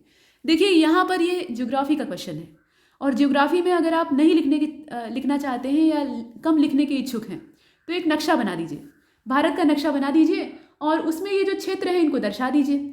क्षेत्र को दर्शाकर वहाँ पे जो खनिज हैं उनका चिन्ह बना दीजिए, सिंबल बना दीजिए। इस प्रकार से आप इसको रेखांकित कर सकते हैं, दर्शा सकते हैं, और इसमें नंबर अच्छा मिलेगा। मतलब किसी ने पूरी थ्योरी ऐसे लिख दी जैसे यहाँ लिखी हुई है, और किसी ने एक नक्शा बना दिया, तो नंबर जो नक्शा बनाएगा उसको ज़्यादा मिलेगा। इसलिए कहीं कहीं चित्रांकन फायदेमंद होता है, खासतौर पे जो ज्योग्राफी वाला होता है उसमें। फिलहाल इसमें यह कहा गया है कि भारत का जो समृद्ध खनिज क्षेत्र है वो विशाल मात्रा में उपलब्ध है, यानी पर्याप्त मात्रा में है। हालांकि कुछ चीज़ें हमें बाहर से मंगानी पड़ती हैं, तथा ज़्यादातर जो पठारी और प्राचीन प्रायद्वीपीय पठारी क्षेत्र है, यानी कुल मिलाकर प्रायद्वीपीय भारतीय क्षेत्र है, वहाँ पर पाया जाता है। अब देख लीजिए, इसमें पहला जो भाग है वो उत्तर पूर्वी पठारी क्षेत्र है, जिसमें कि छोटा नागपुर यानी झारखंड वाला एरिया, उड़ीसा का पठार, पश्चिम बंगाल, छत्तीसगढ़, ये सब आते हैं। और यहाँ से खनिज कौन कौन से निकलते हैं, तो लौह अयस्क प्राप्त होता है मुख्य रूप से। उसके अलावा कोयला भी निकलता है, मैग्नीज, बॉक्साइट, अभ्रक, ये सब प्राप्त होते हैं। इसके अलावा दक्षिण पश्चिमी पठारी क्षेत्र को अगर देखिएगा तो इसमें गोवा, कर्नाटक, केरल, तमिलनाडु और आंध्र, माफ़ कीजिएगा, तमिलनाडु का जो अपलैंड है वो आएगा, यानी उच्च भूमि वाला क्षेत्र। और यहाँ पर जो खनिज है उसमें लौह धातु, बॉक्साइट और अच्छी क्वालिटी का जो लौह अयस्क है वो प्राप्त होता है। कोयला भी मिलता है, चूना पत्थर भी प्राप्त होता है। इसके अलावा कुछ मात्रा मैग्नीज की भी पाई जाती है। ये सब चीज़ें हैं। केरल का जो क्षेत्र है वहाँ पे मोनाजाइट और थोरियम, और गोवा से लोहा, ये सब प्राप्त होता है। केरल से मोनाजाइट प्राप्त होता है, याद रखिएगा। इसके बाद आगे चलते हैं। यहाँ देखिए उत्तर पश्चिमी क्षेत्र को, यहाँ अरावली, राजस्थान और गुजरात वाला जो सेक्टर है ये सब है। इसमें खनिज को अगर देखिएगा तो कांपर है और जिंक है, इस प्रकार की चीज़ें। और राजस्थान में अगर देखा जाए तो पत्थर, मतलब उसमें रेत पत्थर वाला, ग्रेनाइट है, संगमरमर है, जिप्सम है, डोलामाइट है, चूना पत्थर है, नमक की भी प्राप्ति होती है। ये सब चीज़ें यहाँ से प्राप्त होती हैं। इसके अलावा हिमालयन जो क्षेत्र है उसको अगर आप देखेंगे तो इसमें पूर्वी और पश्चिमी जो असम का क्षेत्र है, यानी पूर्वोत्तर की बात की जा रही है, उसका पूर्वी और पश्चिमी दोनों छोर, यहाँ खनिज के तौर पे अगर देखा जाए तो तांबा, जस्ता, कोबाल्ट, टंगस्टन और तेल, ये सब प्राप्त होते हैं। तेल भी प्राप्त होता है। मध्य में आ जाइए तो मध्य प्रदेश में अगर आप देखिए तो छत्तीसगढ़, मध्य प्रदेश, आंध्र प्रदेश, महाराष्ट्र, ये सब है। और खनिज में अगर देखिए तो मैग्नीज, बॉक्साइट, व्हील स्टोन, संगमरमर, एरॉन, ये सब परिपूर्ण मात्रा में पाए जाते हैं। और यहाँ पर जिला खनिज फाउंडेशन की भी स्थापना की गई है। ये सब कुछ चीज़ें हैं। इसके बाद आगे चलते हैं। यहाँ देखिए जो 7वें नंबर का क्वेश्चन है ये इतिहास का है, आधुनिक भारत के इतिहास का है। कहा जा रहा है कि लॉर्ड डलहौजी ये आधुनिक भारत का संस्थापक था, और इसे विस्तार से आप बताइए। डलहौजी को लोग गालियाँ देते हैं कि इसने गोद निषेध वाली नीति को प्रस्तुत किया, या राज्य हड़पों वाली नीति को लाया, या इसकी जो दमनकारी नीतियाँ थी उसी का नतीजा था कि 1857 का रिवोल्ट होता है, यानी भारत के लोग तंग आ जाते हैं इससे। लेकिन इसने बहुत सारे विकास के कार्य किए। भले ही वो ब्रिटिश साम्राज्य को सहयोग देने के उद्देश्य से थे, लेकिन इसके जो कार्य थे वो विकासात्मक थे, और संरचना के ढांचे में इसने परिवर्तन ले आया। देखिए, लॉर्ड डलहौजी 1848 से लेकर 1856 ये भारत का गवर्नर जनरल था, और ब्रिटिश साम्राज्य का विस्तार करना इसका उद्देश्य था, और ये अंतिम ब्रिटिश साम्राज्य के विस्तारक के तौर पर देखा जाता है। यही काम वेलेजली ने भी किया था, लेकिन उसके बाद डलहौजी ने इसको और भी तीव्र रफ्तार में किया, और यहीं तक ब्रिटिश साम्राज्य में फैलने वाली क्रिया होती है, यानी साम्राज्य विस्तार वाली जो महत्वाकांक्षा है वो दिखाई देती है। उसके बाद ये क्या करते हैं, इस महत्वाकांक्षा से बाज आ जाते हैं, और जो मिला हुआ शासन था उसी पर राज्य करते हैं, क्योंकि इन्हें एक खतरा महसूस हो जाता है कि अगर हमने बहुत ज़्यादा हाथ पैर फैलाने का प्रयास किया, यानी इस तरह से दमन करने का प्रयास किया, कोशिश की, तो इसका नतीजा फिर 1857 वाला हो सकता है, यानी जो पहली आज़ादी की लड़ाई थी वो फिर से छिड़ सकती है, हालांकि तब भी छिड़ती है। तो देखिए ये चीज़ें हैं। अब इसमें भारत में जो किए गए सुधार हैं जिससे कि आधुनिक भारत का नक्शा तैयार होता है, उसमें अगर पहला देखा जाए तो शिक्षा की बात होगी। शिक्षा में एंग्लो जो वर्नाक्यूलर स्कूल था और सरकारी कॉलेज थे उसको खोलने में ये सहायता करता है, और तकनीकी शिक्षा जैसे कि IIT जो भारतीय प्रौद्योगिकी संस्थान है उसके जनक के तौर पे इसे देखा जाता है। रेलवे वाली सुविधा 1853 वाली, मुंबई से ठाणे पहली रेलवे लाइन की शुरुआत की गई थी, और टेलीग्राफ वाली सेवा और पोस्ट ऑफिस वाली प्रणाली, मतलब पोस्ट की सेवा, ये सब शुरू होती है। टेलीग्राफ लाइन जो है इसको कलकत्ता से बॉम्बे तक बिछाया गया, और डाक सेवाओं में भी सुधार किया गया। देखिए डाक सेवा तो पहले से ही चल रही थी, लेकिन अब क्या होता है उसमें रिफॉर्म होते हैं। इसके अलावा सामाजिक सुधार में अगर देखिएगा तो इसमें धर्म विकलांगता अधिनियम आता है, लोक निर्माण विभाग को बनाया जाता है जो PWD है उसके बारे में कहा जा रहा है। इसके अलावा जिला मजिस्ट्रेट, पुलिस, भू राजस्व और न्याय को, मतलब न्याय क्षेत्र जो है उसकी कुछ शक्तियाँ इसको मिलती हैं, और सैन्य सुधार होते हैं, गोरखा रेजिमेंट वाला, ये आपको याद होगा। तो इस प्रकार से डलहौजी के जो विकासात्मक कार्य हैं उसको आप लिख सकते हैं, और इसमें आप ये लिख सकते हैं कि डलहौजी ने भारत को आधुनिक रूप में परिवर्तित करने के लिए कुछ हद तक योगदान दिया। हालांकि ये सब स्वार्थजनक था, लेकिन फिर भी योगदान तो था और उसको हम नकार नहीं सकते। इसके बाद आप यहाँ देख रहे हैं 8वें नंबर के प्रश्न में ICT 4D या ICT फॉर डेवलपमेंट, इसे संक्षिप्त रूप में आपको समझाना है। देखिए ICT 4D यानी ICT फॉर डेवलपमेंट, ये जो 4 है ना इसका मतलब फॉर है, ठीक है, ICT और उसके बाद for development, D for development. तो इसको आपको संक्षेप में समझाना है। देखिए इसका मतलब क्या है, ICT को सामाजिक, राजनैतिक और आर्थिक विकास के लिए इस्तेमाल करना।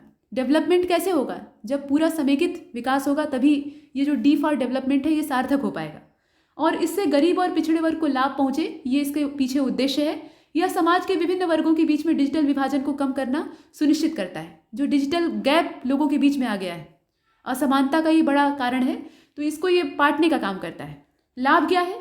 व्यवसाय का मॉडल बनाना इससे सुनिश्चित होता है। इसके अलावा असीम जानकारियों को ये साझा करता है, कनेक्टिविटी को सुनिश्चित करता है, ये भी इसके पीछे प्लस पॉइंट है। इसके अलावा वैश्विक अर्थव्यवस्था में सूचना सहभागिता तक पहुंच बनाता है, मल्टीमीडिया प्रसारण इसमें आता है, दूर संचार का कवरेज आता है, ये सब कुछ इसमें शामिल है। अन्य लाभ क्या हो सकते हैं? तो अन्य लाभ में बाजार की अक्षमता को ये दूर करता है, आपदा राहत में प्रयुक्त होता है, मूल्य परिवर्तनशीलता को कम करता है, ये इसमें योगदान है। कचरे को कम करना सुनिश्चित करता है, ये भी इसका एक उद्देश्य हो सकता है। उपयोग क्या है? तो उपयोग अगर आप देखिएगा तो जो दूर संचार सेवाएं हैं और इंफ्रास्ट्रक्चर है, जैसे कि आवाज़ है, डाटा मीडिया सेवा है, विशिष्ट अनुप्रयोग है, इसमें ये योगदान देता है। और अभी युगांडा में जो ICT फॉर डेवलपमेंट सम्मेलन को आयोजित किया गया था, यह सार्वजनिक और निजी सामाजिक संगठन आदि थे, उसमें सैकड़ों लोगों को एक साथ लाने का काम करता है और विकास की जो चुनौतियां थी उसको इसमें साझा किया जाता है और उस पर विचार किया जाता है कि इनका समाधान कैसे होगा। उदाहरण के तौर पे मौसम संबंधी जानकारी का मिलना, मिसाइल, ड्रोन आदि चलाना, ये सब चीज़ें। तो यहाँ बहुत कुछ है। अब इसमें आपको लाभ देखने हैं, लाभ के अलावा जो इसका क्रियान्वयन है यानी इस्तेमाल है उसको आपको देखना है। और ये है क्या, शुरुआत में सबसे पहले आपको ये बताना है। इसके बाद 9वें नंबर के प्रश्न को देखिए ICTD, ये जो मतलब ICT फॉर डेवलपमेंट है, ये वर्तमान समय के लिए वरदान है क्योंकि ये समय और खर्चा दोनों की बचत करता है। 9वें नंबर के प्रश्न में कहा गया है कि यूपी में उर्वरकों के क्षेत्र में क्या दिक्कतें हैं, जो खाद होती है उसके क्षेत्र में क्या समस्या है। तो यूपी की जनसंख्या सबसे ज़्यादा है और इसलिए भोजन की मांग भी यहाँ ज़्यादा है। आबादी होगी तो खाएगी तो है ही, और भोजन की उपलब्धता बढ़ने के लिए आवश्यक है कि पर्याप्त मात्रा में उर्वरकों की जो खेप है उसका इस्तेमाल किया जाए, क्योंकि खेत वही है, खेती की जो ज़मीन है वो बढ़ नहीं रही है बल्कि कम हो रही है। तो ऐसे में कम जो ज़मीन होती है उस पर जब ज़्यादा फसल आपको उपजानी है तो आपको खाद का इस्तेमाल करना पड़ेगा। पहले के समय के जो किसान होते थे जो गोबर की खाद को सबसे अच्छा मानते थे, तो उस समय आबादी इतनी ज़्यादा नहीं थी, अनाज की आवश्यकता उतनी नहीं रहती थी, तो उतने में हो जाता था, ज़रूरत पूरी हो जाती थी। लेकिन आज की आवश्यकता जो है वो बहुत ज़्यादा बढ़ गई है, तो ऐसे में रासायनिक उर्वरकों का इस्तेमाल होता है और बेहिसाब तरीके से होता है। समस्या यहाँ क्या है, मतलब इसके क्षेत्र में क्या दिक्कत हो सकती है? तो घरेलू उत्पादन कम होने पर भारी आयात किया जाता है। इसके अलावा कच्चे माल की कम उपलब्धता होती है जो कि उर्वरक के लिए इस्तेमाल की जाती है, यानी उर्वरक को बनाने के लिए जो रॉ मटेरियल है वो यहाँ कम उपलब्ध होता है। इसके अलावा जो NPK का अनुपात है वो ठीक नहीं होता, तो उपज की मात्रा कम हो जाती है, यानी यहाँ पर नाइट्रोजन, पोटेशियम और जो फास्फोरस है उसकी बात की जा रही है। N for nitrogen, K for potassium और P फॉर फास्फोरस। यहाँ पे P से फास्फोरस को मत समझिएगा, फास्फोरस को हम लोग माफ़ कीजिएगा, P से पोटेशियम को मत समझिएगा, यहाँ पर P से फास्फोरस है, K से पोटेशियम है, K से पोटेशियम होता है और उसको हम लोग केलियम भी कहते हैं, ठीक है। तो ये जो NPK होता है, इन तीनों को जब मिलाकर डाला जाता है तो इसका पौधे पर अच्छा असर पड़ता है। अगर आप कोई भी खाद नहीं डालना जानते हो या कुछ भी जानकारी न रखते हो तो NPK का जो 20:20:20 वाला जो पैकेट होता है उसको ले लीजिए और उसको पौधों में डालिए, ये अच्छा रिजल्ट दिखाता है। कुल मिलाकर इनका रेशियो गड़बड़ होता है और इसलिए उपज की मात्रा कम हो जाती है, ये बातें हैं।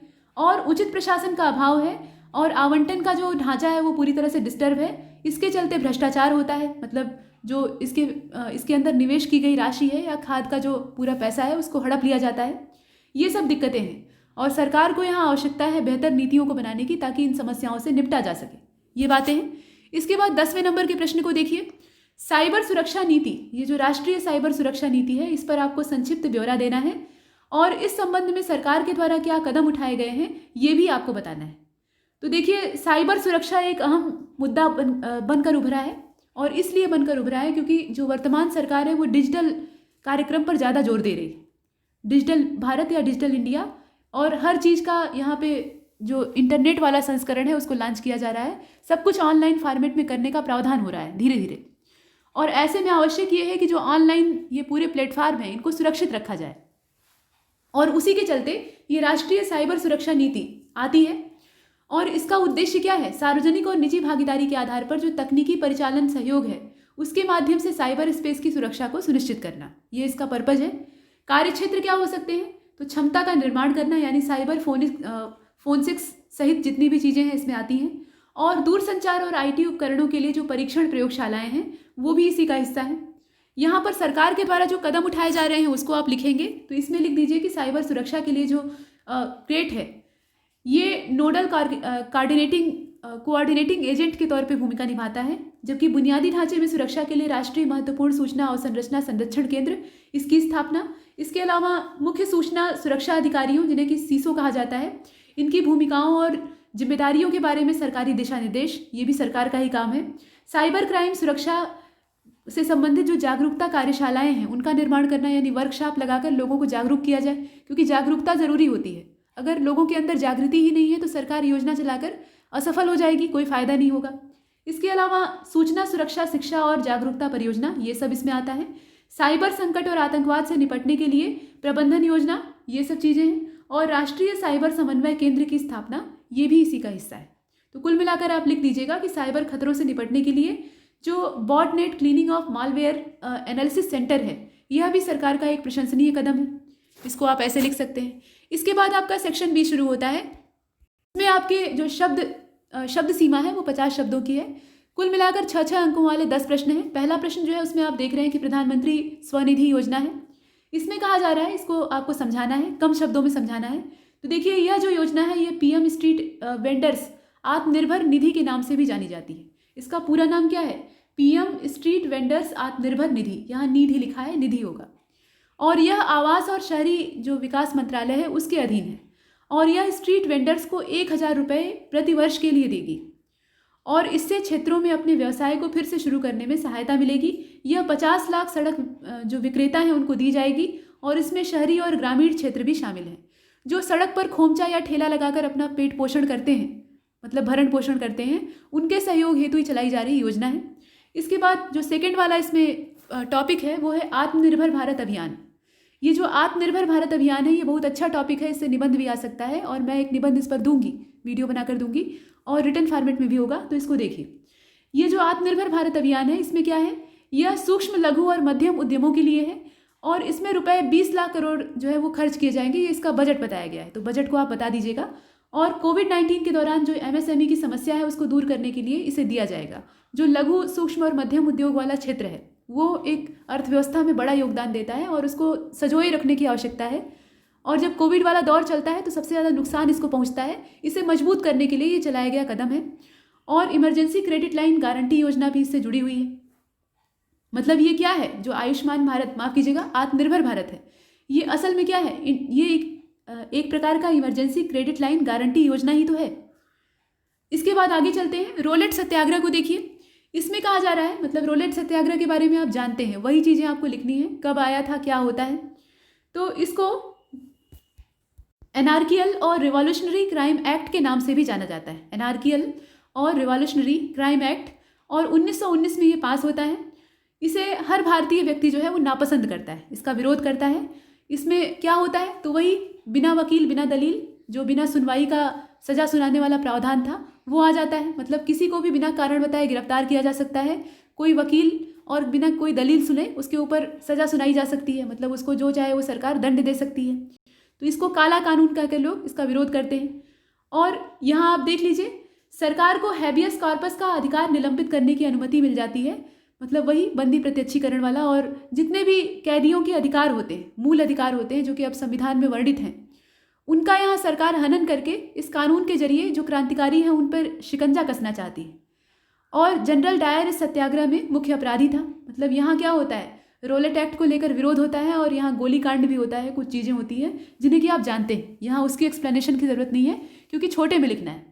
इसके बाद नेहरू रिपोर्ट पर आपको लिखना है। तो देखिए, इसमें जो प्रावधान है उनको बहुत ज़्यादा डिटेल में नहीं, फैक्ट वाइज लिखिएगा।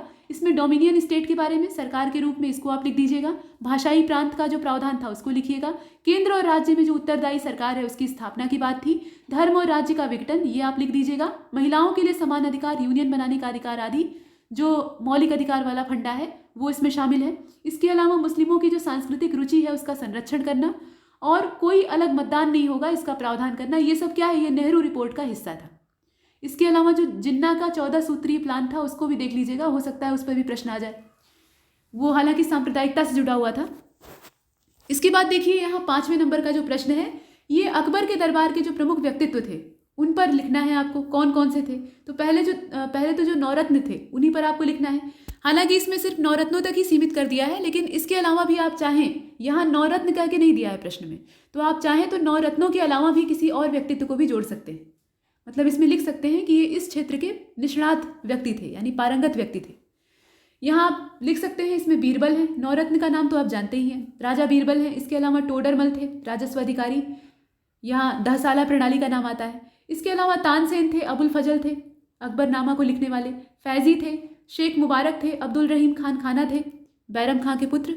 इसके अलावा राजा मान सिंह थे और हकीम हुकुम थे। ये सब लोग कौन है, ये नवरत्न के तौर पर देखे जाते थे। तानसेन का मूल नाम क्या था, रामतनु पांडे था, और जो बीरबल थे उनका नाम महेश दास था। इस प्रकार से कुछ लोगों का नाम भी यहाँ चेंज हुआ है।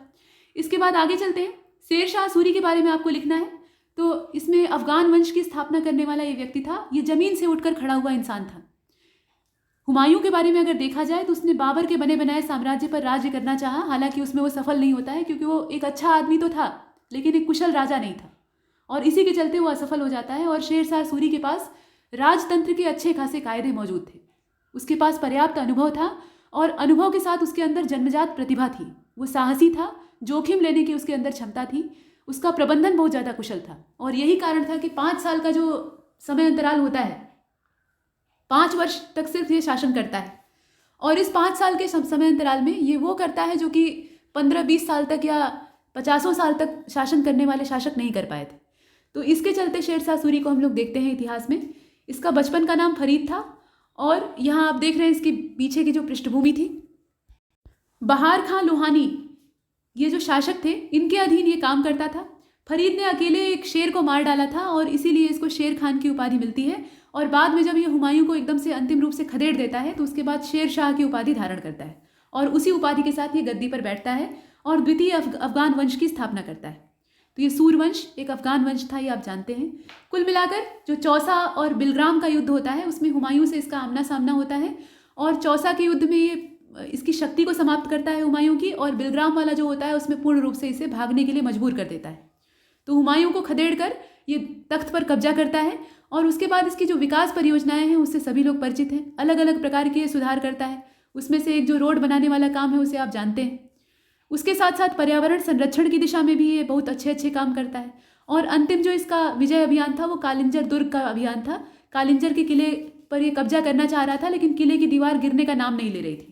तो इसने क्या किया कि आदेश दिया, जितनी भी तोपें इसकी सेना में थी उनको कहा कि एक साथ इनका मुहाना जो है वो किले की दीवार की तरफ करो और निशाना लगाकर गोले दागो। और उसके बाद गोले दागे जाते हैं तो यहाँ एक उक्का नाम का आग्नेयास्त्र था, मतलब ये तोप जैसा ही होता है, इसके द्वारा जलता हुआ गोला प्रक्षेपित किया जाता है और उसी को चलाना था। ये बारूदी गोला था। और उसके बाद होता क्या है कि ये जो उक्का नाम का आग्नेयास्त्र था, यानी आग को प्रक्षेपित करने वाला यंत्र था, ये गोले को फेंकता है और उसके बाद गोला जो है वो कालिंजर किले की दीवार से टकराता है, और उसके बाद यहाँ एक्शन और रिएक्शन का रूल लगता है और ये बाउंस होकर वापस लौट आता है, और वापस लौट आकर अपने जो भाई हैं उन्हीं के बीच में गिर जाता है। भाई मतलब क्या, जो बाकी बचे हुए गोले थे। और उसके बाद क्या होता है, बारूद के ढेर में चिंगारी क्या कर सकती है आप जानते हैं। भयंकर आग और विस्फोट की घटना वहाँ होती है और शेर शाह सूरी बुरी तरह से झुलस जाता है, और उसी झुलसी हुई अवस्था में अंत में उसकी मृत्यु हो जाती है। तो ये उसका अंतिम विजय अभियान था। कुल मिलाकर ये पूरा प्रोग्राम है, और उसकी मृत्यु के बाद ही हुमायूं जो है अंदर आने का साहस कर पाता है, अदरवाइज ये बाहर बाहर भटकता रहता है। ये सब चीज़ें, तो ये बहुत ही योग्य शासक था। इसके बाद चलते हैं आगे। यहाँ देख लीजिए 7वें नंबर के प्रश्न में कहा गया है कि बजट 2020-21 के हिसाब से मत्स्य उत्पादन का लक्ष्य, इस पर आपको थोड़ा सा प्रकाश डालना है, तो डाल दीजिए प्रकाश। देखिए, उत्पादन का लक्ष्य 2022-23 तक, ये जो सत्र है, यहाँ तक 200 लाख टन के लिए निर्धारित किया गया है, और करीब 45,000 जो एकड़ का क्षेत्र है उसमें एक्वा कल्चर के लिए उसको प्रावधान किया गया है, और 3,477 सागर मित्र और 500 एफपीओ के माध्यम से मछली का पालन किया जाएगा। इसमें जो मत्स्य उद्योग है ये एक स्वरोजगार के तौर पे भी देखा जा रहा है, मछली पालिए और मुनाफा कमाइए, ये सब चीज़ें हैं। और मत्स्य निर्यात जो है उसको बढ़ाकर रुपए 1 लाख करोड़, ये 2024-25 वाला जो सत्र है वहाँ तक करने का लक्ष्य है। तो ये सब कुछ प्रावधान है, ये आंकड़े हैं, ये आपको रटने पड़ेंगे। इसके बाद जो 8वें नंबर का प्रश्न है इसको देखिएगा। इसमें कहा गया है इग्नियस रॉक के बारे में बताइए। इग्नियस रॉक यानी आग्नेय शैलों के बारे में पूछा जा रहा है। आग्नेय शैल का मतलब क्या है, इनका जन्म अग्नि से होता है, और इसीलिए इनको आग्नेय कहा जाता है। और इग्नियस जो है ये ग्रीक भाषा का शब्द है जो कि अग्नि के देवता का ही प्रतीक है। अब इसमें जो आग्नेय शैल होते हैं ये पैदा कैसे होते हैं? तो स्वाभाविक है कि जो पृथ्वी के अंदर का मैग्मा है, अंदर का जो पिघला हुआ लावा है, असल में वो क्या होता है? पिघली हुई चट्टानें ही होती हैं जो कि अंदर की ओर छेपित होने की वजह से ताप और दाब के प्रभाव से मेल्ट हो जाती हैं, पिघल जाती हैं। और अंदर जब प्रेशर बहुत ज़्यादा बढ़ जाता है तो ये चट्टानें बाहर की सतह को तोड़कर पिघली हुई अवस्था में बाहर फैलने लगती हैं, या तो अंदर ही सूख कर जम जाती हैं या बाहर आकर सूख कर जमती हैं। और ऐसे में जो आग्नेय चट्टानें हैं उनका निर्माण होता है। यहाँ वही चीज़ें लिखी हुई हैं। यहाँ आप देख रहे हैं कि पृथ्वी के आंतरिक भाग से मैग्मा के ठंडा होने और जमने से ये बनती हैं, और यह बनावट पर आधारित है। जब इसे धीरे धीरे ठंडा किया जाता है तो बड़े टुकड़े बनते हैं, और तेज़ी से ठंडा होता है तो छोटे जो टुकड़े हैं वो बनते हैं। यहाँ कुल उल्टा पुल्टा लिखा हुआ है, मतलब रवों की बात की जा रही है जो इनके क्रिस्टल होते हैं। अगर वो धीरे धीरे ठंडे होंगे और जल्दी ठंडे होंगे, दोनों ही स्थितियों में जो टुकड़ों की मात्रा है यानी रवों की मात्रा है उसमें परिवर्तन आएगा। अब इसमें उदाहरण के तौर पे आप देखिए तो ग्रेनाइट आएगा, ग्रेबो आएगा, बेसाल्ट आएगा। ज्वालामुखी से ये सब निकलते हैं। ज्वालामुखी कोई चट्टान नहीं है। ज्वालामुखी क्या होता है? एक ढेर होता है। असल में ज्वालामुखी कोई पर्वत नहीं होते, ये शंकु होते हैं, कोन होते हैं। ये बनते कैसे हैं?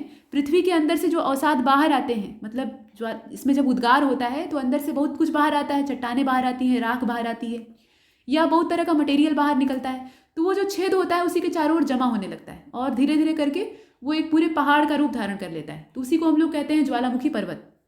इसके बाद आगे चलते हैं। यहाँ देख लीजिए, वातावरण की संरचना पर आपको प्रकाश डालना है तो यहाँ भी आपके पास चित्र बनाने की पर्याप्त गुंजाइश है। आप पूरा जो इन्वायरमेंटल एटमॉस्फेयर है उसका डायग्राम बना दीजिएगा। इसमें आप ट्रोपोस्फियर यानी क्षोभ मंडल, जो पृथ्वी के सतह के सबसे नज़दीक वाला लेयर है वायु का, आप जानते हैं कि यहाँ जो वायु है वो क्या है? गैसों का मिश्रण है जिसमें कि मैक्सिमम नाइट्रोजन है, उसके अलावा अन्य गैसों की थोड़ी थोड़ी मात्रा है। तो इन्हीं गैसों के आवरण को यहाँ से चारों ओर जब देखा जाता है तो उसको हम वायुमंडल कहते हैं। लेकिन वायुमंडल की सघनता और उसकी जो स्थिति है वो हर परत में या हर क्षेत्र में एक बराबर नहीं होती है।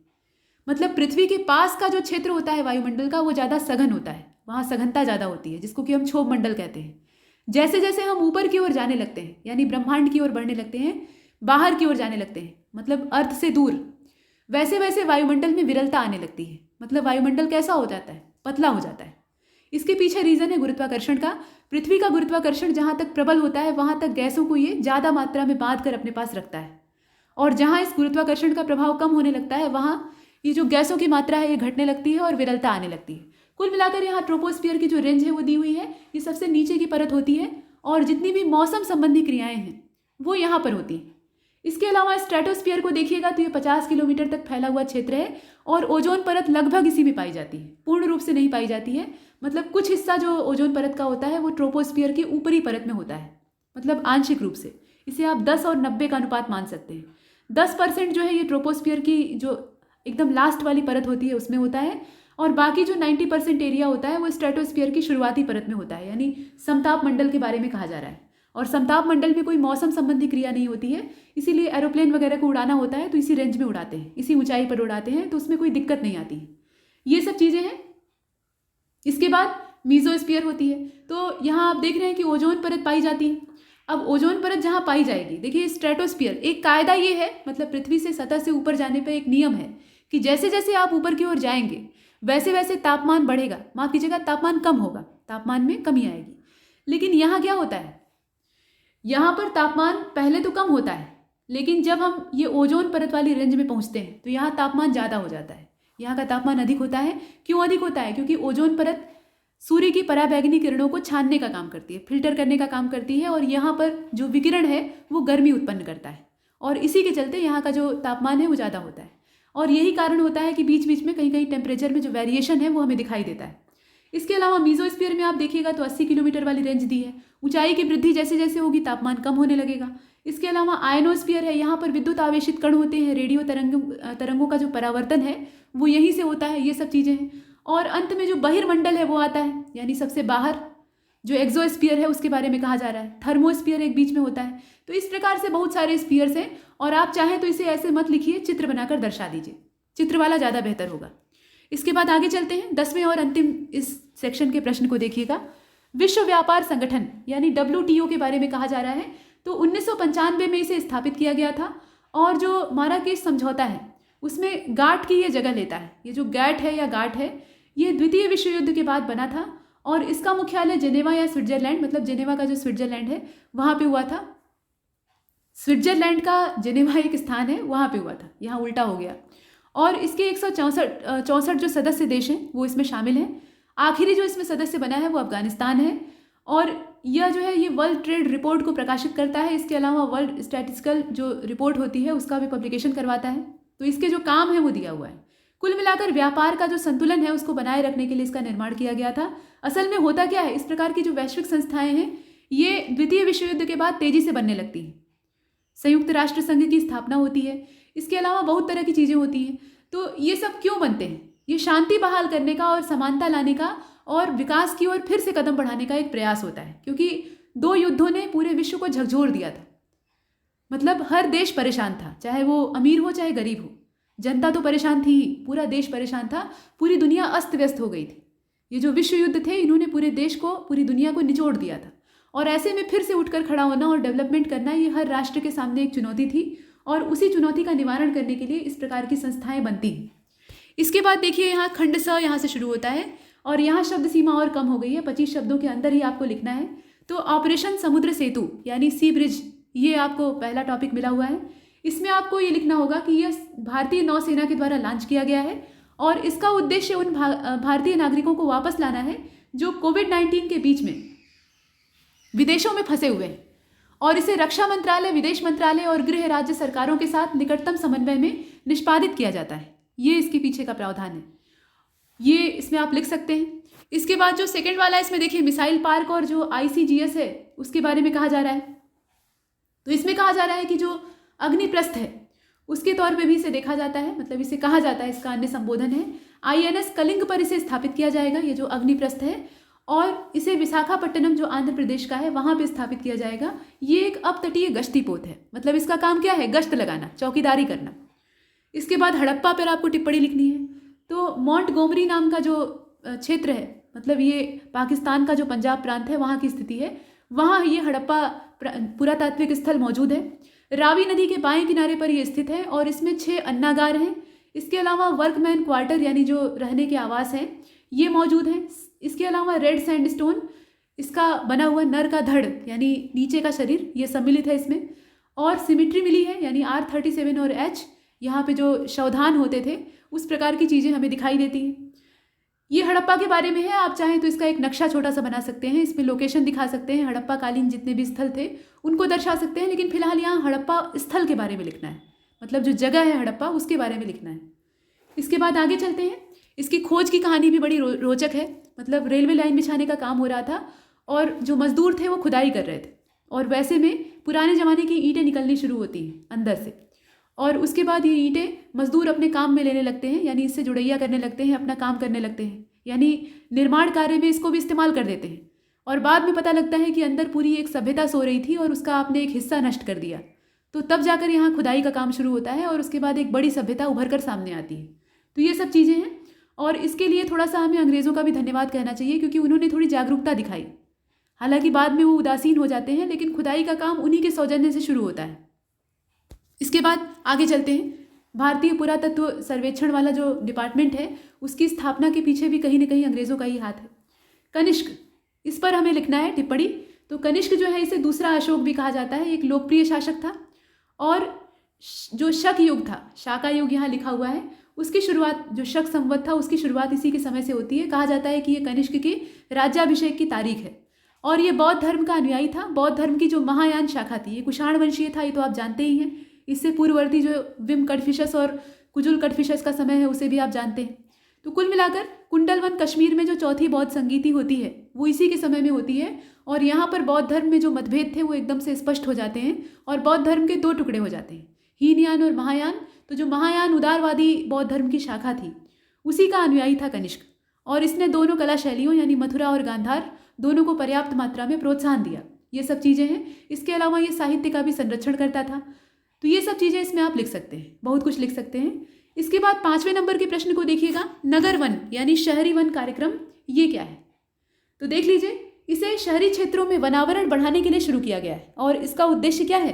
अगले 5 वर्षों में वन विभाग, नगर निकायों, गैर सरकारी संगठनों, कारपोरेट्स के बीच तथा लोगों की भागीदारी से भारत में 200 शहरी वन विकसित करना।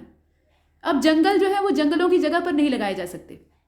ये प्रयास व्यर्थ हो गया है। सरकार जो है लगातार प्रयास कर रही है कि जंगलों को फिर से रीजनरेट किया जाए, लेकिन जहाँ से उजड़ गए हैं वहाँ जमने का नाम ही नहीं ले रहे हैं। तो अच्छा क्या होगा कि शहर में ही जंगल उगा दिए जाए। तो इसके लिए प्रयास थोड़ा अलग ढंग से करने होंगे, क्योंकि शहरी ढांचा अलग होता है, वहाँ खुली ज़मीन नहीं होती है, वहाँ पक्की सड़कें होती हैं। मतलब कच्ची ज़मीन खोजने के लिए आपको अच्छी खासी मेहनत करनी पड़ती है अगर डेवलप शहर है तो ऐसी स्थिति में शहरी वन उगाना ये टेढ़ा काम है और इसके लिए नवाचार की आवश्यकता पड़ेगी ताकि जंगल को शहरों में बुलाया जा सके। अगर हम जंगल में नहीं जा सकते, जंगल को सुरक्षित नहीं कर पा रहे हैं, तो जंगल को ही इन्वाइट कर दीजिए कि वो शहरों में रहे, और वो रह सकता है क्योंकि पेड़ जो हैं वो हमसे ज़्यादा एडजस्ट करते हैं। मनुष्य इतना ज़्यादा सामंजस्य नहीं बैठा पाता, लेकिन वनस्पतियाँ और जीव जो हैं वो हमसे बहुत ज़्यादा तालमेल बिठा कर रहते हैं, बहुत हद तक हमें माफ़ करते हैं, और उसके बावजूद हम लगातार चूसने पर लगे हुए हैं। तो कुल मिलाकर इसकी दिशा में बहुत सारे प्रयास किए जा सकते हैं। जैसे कि यहाँ वाराणसी में देखिएगा तो बीएचयू का जो वन विभाग या जो वन वाला क्षेत्र है, तो उसमें पौधों को डेवलप किया जाता है, मतलब पौधों को विकसित किया जाता है। और नर्सरी में आपने पौधे देखे हैं तो वो छोटे आकार के होते हैं, और यहाँ क्या होता है, पूरे एक बड़े पेड़ को नर्सरी के पौधे की तरह से डेवलप करके बड़े आकार का, और उसके बाद ले जाकर जहाँ सड़क पर रोपना रहता है, डिवाइडर पर लगाना होता है, वहाँ लगा देते हैं। अब चूंकि वो बड़ा पौधा होता है और ऐसी स्थिति में वो सर्वाइव कर ले जाता है। दिक्कत क्या होती है, डिवाइडर या सड़कों के किनारे जो पौधे रोपे जाते हैं उनके सामने सबसे बड़ी समस्या ये होती है कि उनका रख रखाव करने वाला कोई होता नहीं है, और जो वन विभाग होता है वो ज़्यादातर उदासीन होता है। ऐसी स्थिति में आधे से अधिक नष्ट हो जाते हैं। वृक्षारोपण न जाने कितनों का होता है, उसमें से जिंदा बहुत कम रहते हैं। तो उस समस्या से निजात पाने के लिए सरकार ये करती है, और अब अलग अलग क्षेत्रों में ये हो रहा है। मतलब सिर्फ बीएचयू या वाराणसी में ही नहीं दिखाई देता है, ये विभिन्न क्षेत्रों में देखा जा रहा है। और इसके पीछे कारण वही है, मतलब पौधों को बड़ा करके अगर आप लगाते हैं तो वो सर्वाइव कर ले जाएंगे, उनकी जड़ें उतनी ही एरिया में विकसित की जाती हैं और पूरा पेड़ ले आकर रोप देते हैं, ये चीज़ें। अब इसके बाद देखिए आगे, खेलो इंडिया ई पाठशाला कार्यक्रम, ये देख लीजिए। इसमें भारतीय खेल प्राधिकरण जो है वो इन्वॉल्व है। इसने नेशनल स्पोर्टिंग फेडरेशन के सहयोग से इसे लॉन्च किया है, और इसका उद्देश्य क्या है, भारत में खेल संस्कृति को बढ़ावा देना और लोगों को प्रशिक्षित करना, ये इसके पीछे का पर्पज़ है।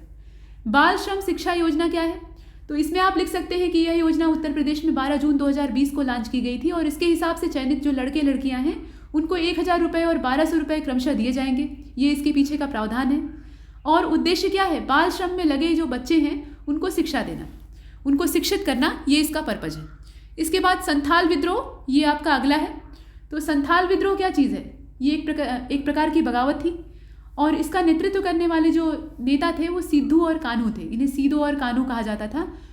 ये 1885 से लेकर 1856 के बीच में चलता है। ये बिहार वाला जो सिंहभूम वाला झारखंड वाला क्षेत्र है वहाँ तक फैला हुआ था, और जमींदारों और साहूकारों के खिलाफ ये विरोध होता है, और इसमें ब्रिटिशों का भी विद्रोह होता है।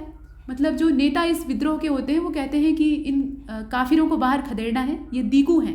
दीकू मतलब क्या, ये बाहर से आए हुए अत्याचारी हैं, और इनको खदेड़ना हमारा परम कर्तव्य है।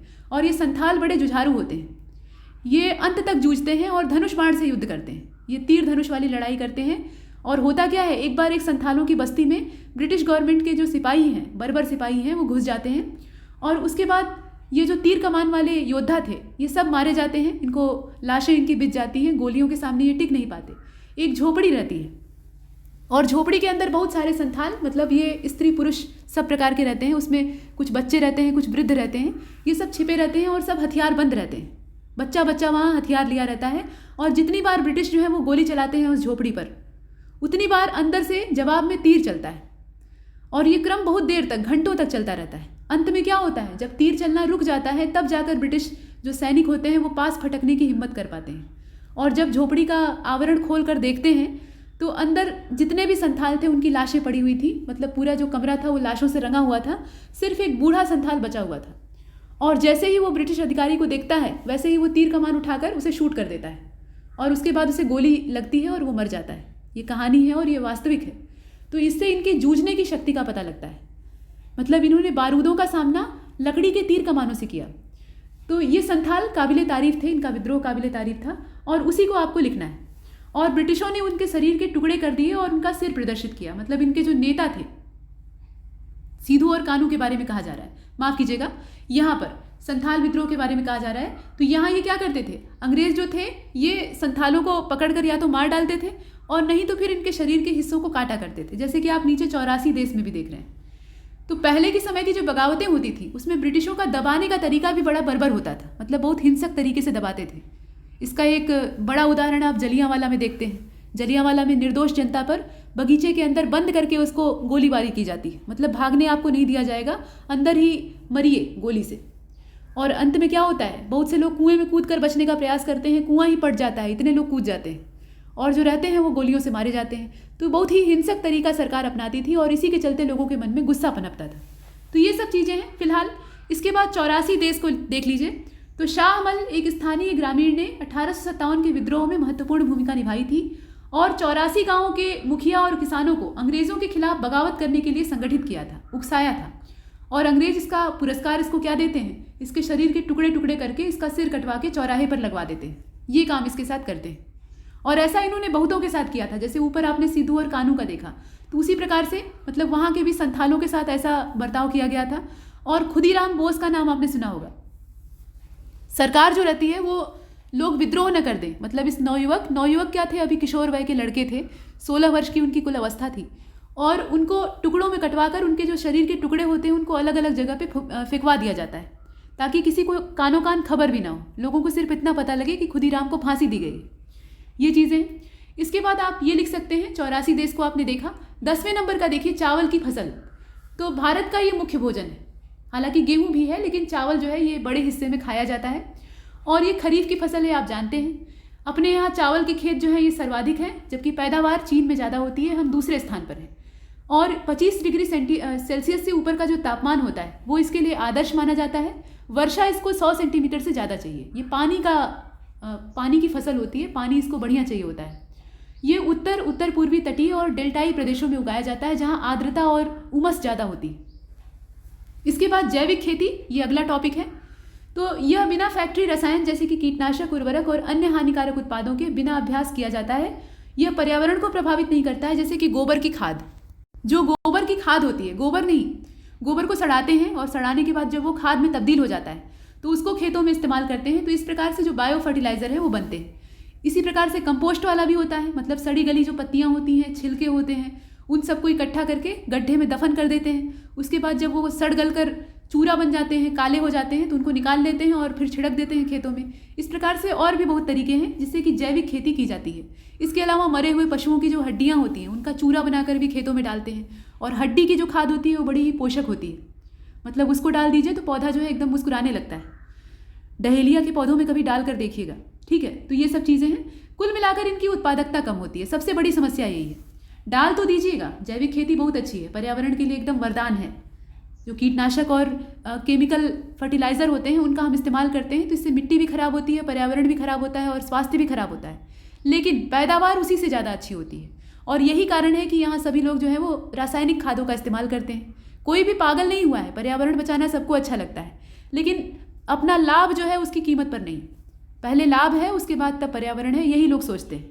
तो कुल मिलाकर जैविक खेती की उत्पादकता कम होती है, तो इसको बढ़ाने की ज़रूरत है। कुछ ऐसा तरीका खोजना चाहिए जिससे कि प्रोडक्टिविटी बढ़े। इसके बाद ऑपरेशन नमस्ते, ये क्या है? तो ऑपरेशन नमस्ते ये सेना प्रमुख के द्वारा शुरू किया गया था और इसका उद्देश्य कोविड के समय में सरकार के साथ समन्वय स्थापित करना था। और इसका उद्देश्य क्या है? कोरोना वायरस को फैलने से रोकना और महामारी से सुरक्षा बलों की सुरक्षा करना। कुल मिलाकर नमस्ते वाली जो प्रथा है हमारे देश की, वो विदेशों ने भी अपनाई, क्योंकि हाथ मिलाना अब सुरक्षित नहीं रह गया था। सोशल डिस्टेंसिंग के चलते अभिवादन का यही एक अच्छा तरीका हो सकता है। इसके बाद आगे चलते हैं। सूर्य गुजरात, हालांकि अपने देश में नमस्कार की ही प्रणाली नहीं है, चरण स्पर्श की भी प्रणाली है। मतलब पैर स्पर्श करने की जो परंपरा है, मतलब जो छोटे होते हैं वो अपने बड़ों का चरण स्पर्श करते हैं, तो वो वाली जो छूने वाली परंपरा है वो हमारे देश में भी है। गले मिलने की भी प्रथा है, लेकिन जो नमस्ते वाला क्रम है उसको दुनिया ने अपनाया, क्योंकि इसी की ज़रूरत है। इसके बाद सूर्य गुजरात को देखिए, ये क्या चीज़ है? तो ये सोलर सिस्टम से जुड़ा हुआ है। सोलर रूफटॉप में पहला स्थान गुजरात ने हासिल किया है। महाराष्ट्र जो है वो दूसरे स्थान पर है और गुजरात में सौर ऊर्जा की पर्याप्त संभावनाएं हैं। तो सिर्फ गुजरात ही नहीं बल्कि उष्णकटिबंधीय जितने भी देश होते हैं, ये तो एक राज्य है, यहाँ सौर ऊर्जा के उपभोग की बहुत अच्छी खासी संभावनाएं होती हैं। इसके बाद अगला देख लीजिए AIIB, ये क्या चीज़ है? तो Asian infrastructure and investment bank इसका फुल फॉर्म है और इसकी स्थापना होती है सन 2016 में। इसका मुख्यालय बीजिंग में है और यह एशिया प्रशांत क्षेत्र के लिए एक अंतर्राष्ट्रीय वित्तीय संस्थान है। इसका नेतृत्व चीन ने किया था। ये इसके बारे में इन्फॉर्मेशन है, चाहे तो आप कुछ और भी इसमें जोड़ सकते हैं। इसके बाद OPEC, ये क्या चीज़ है? तो पेट्रोलियम निर्यातक देशों का ये संगठन है, 13 सदस्यों का एक अंतर सरकारी संगठन है और यह 1960 में स्थापित किया गया था और इसका मुख्यालय ऑस्ट्रिया वियना में है। इसका मुख्यालय याद रखिएगा, इस प्रकार के जो संगठन होते हैं उसमें हेडक्वार्टर इंपॉर्टेंट होता है। यह प्रमुख तेल उत्पादन का गठन करता है और इसका उद्देश्य वैश्विक कच्चे तेल के बाजार पर कंट्रोल स्थापित करना है, क्योंकि कच्चे तेल की आवश्यकता हर देश को है और ऐसे में खींचतान में युद्ध छिड़ सकता है, इसमें कोई संदेह नहीं है और युद्ध होता भी है, तो उसको नियंत्रित करना यानी इस पर कंट्रोल स्थापित करना, ये इसका उद्देश्य है। इसके बाद नेशनल इंफ्रास्ट्रक्चर पाइपलाइन, ये क्या चीज़ है? तो सरकार ने इसके लिए करीब 103 लाख करोड़ रुपए की मंजूरी दी है और इसका उद्देश्य है ग्रामीण अवसंरचना, सिंचाई, नवीकरणीय ऊर्जा, पारंपरिक शक्ति, रेलवे जैसी जो बुनियादी सेवाएं हैं उनको निर्मित करना और मजबूत करना, जो पहले से बनी हुई है उनको मजबूत करना और नई बनाना भी, ये इसके पीछे का पर्पज है।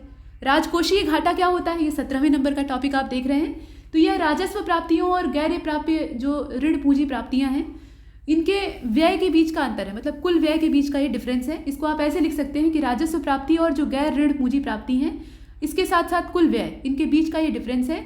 यह सरकार की कुल उधार आवश्यकताओं को दर्शाता है और बजट अनुमान करीब जो इसके लिए लगाया गया है वो 3.5% का है, ये अंदाजा है। इसके बाद 18वें नंबर का जो प्रश्न है उसको देखिएगा, विवाद से विश्वास। इसका उद्देश्य क्या है? तो डायरेक्ट टैक्स के मुकदमों को कम करना, ये इसके पीछे का पर्पज है। मतलब इसका संबंध किससे है? डायरेक्ट टैक्स से संबंधित मामलों से है। यह एसएससी को 31 मार्च 2020 तक केवल विवादित कर के भुगतान की अनुमति देता है। यह उसका ब्याज और जुर्माना माफ करता है और जिसके मामलों में अपील लंबित होती है वहाँ करदाता को लाभ देता है। यानी कभी कभी क्या होता है, जो मुकदमे होते हैं उनमें अपील जो है लंबित हो जाती है, मुकदमों के निर्णय आने में देर लग जाती है और अक्सर ऐसा होता है। तो ऐसे में करदाता को उसका फायदा मिलेगा, ये इसमें प्रावधान किया गया है। इसके बाद आप देख लीजिए 19वें नंबर के प्रश्न को, 19 और 20, ये लास्ट है। रोटेशन और रिवॉल्यूशन, ये क्या चीज़ है? तो रोटेशन, अब यहाँ देखिए ये भौगोलिक क्रियाएं हैं, इसको आप विज्ञान से भी जोड़ सकते हैं और भूगोल से भी जोड़ सकते हैं। तो यहाँ पर परिक्रमण और परिभ्रमण दोनों चीज़ों के बारे में कहा जा रहा है। ये भौगोलिक तो है ही है, उसके साथ साथ ये विज्ञान से भी जुड़ा है।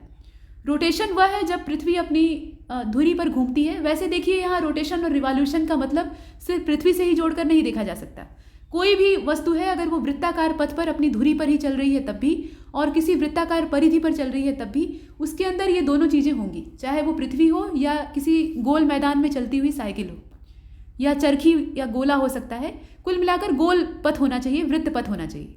तो वृत्ताकार पथ की बात हो रही है। रोटेशन वह गति होती है जिसमें कि पृथ्वी अपनी धुरी पर घूमती है, यानी एक ही स्थान पर खड़ा होकर आप गोल गोल घूम रहे हैं। इस तरह के खेल आपने बचपन में बहुत खेले होंगे और उसमें क्या होता है, चक्कर आने लगता है और अंत में धराशायी हो जाते हैं और उसके बाद बहुत डांट पड़ती है। तो ये अपनी धुरी पर घूमने वाला जो काम है ये रोटेशन का होता है। ऐसा काम लट्टू भी करता है। लट्टू एक स्थान पर कील पर टिक कर गोल गोल घूमता है, तो वह जो गति होती है उसको रोटेशन कहा जाता है। वही काम हमारी पृथ्वी भी करती है। एक चक्कर पूरा अपने धुरी का करती है तो 24 घंटा लगता है और दिन और रात का जो प्रक्रम है वो इसी विधि से होता है। यानी जो हिस्सा सूर्य के सामने घूमते हुए आता है वहाँ दिन हो जाता है, रात कहाँ होती है आप जानते हैं। ये सब चीज़ें हैं।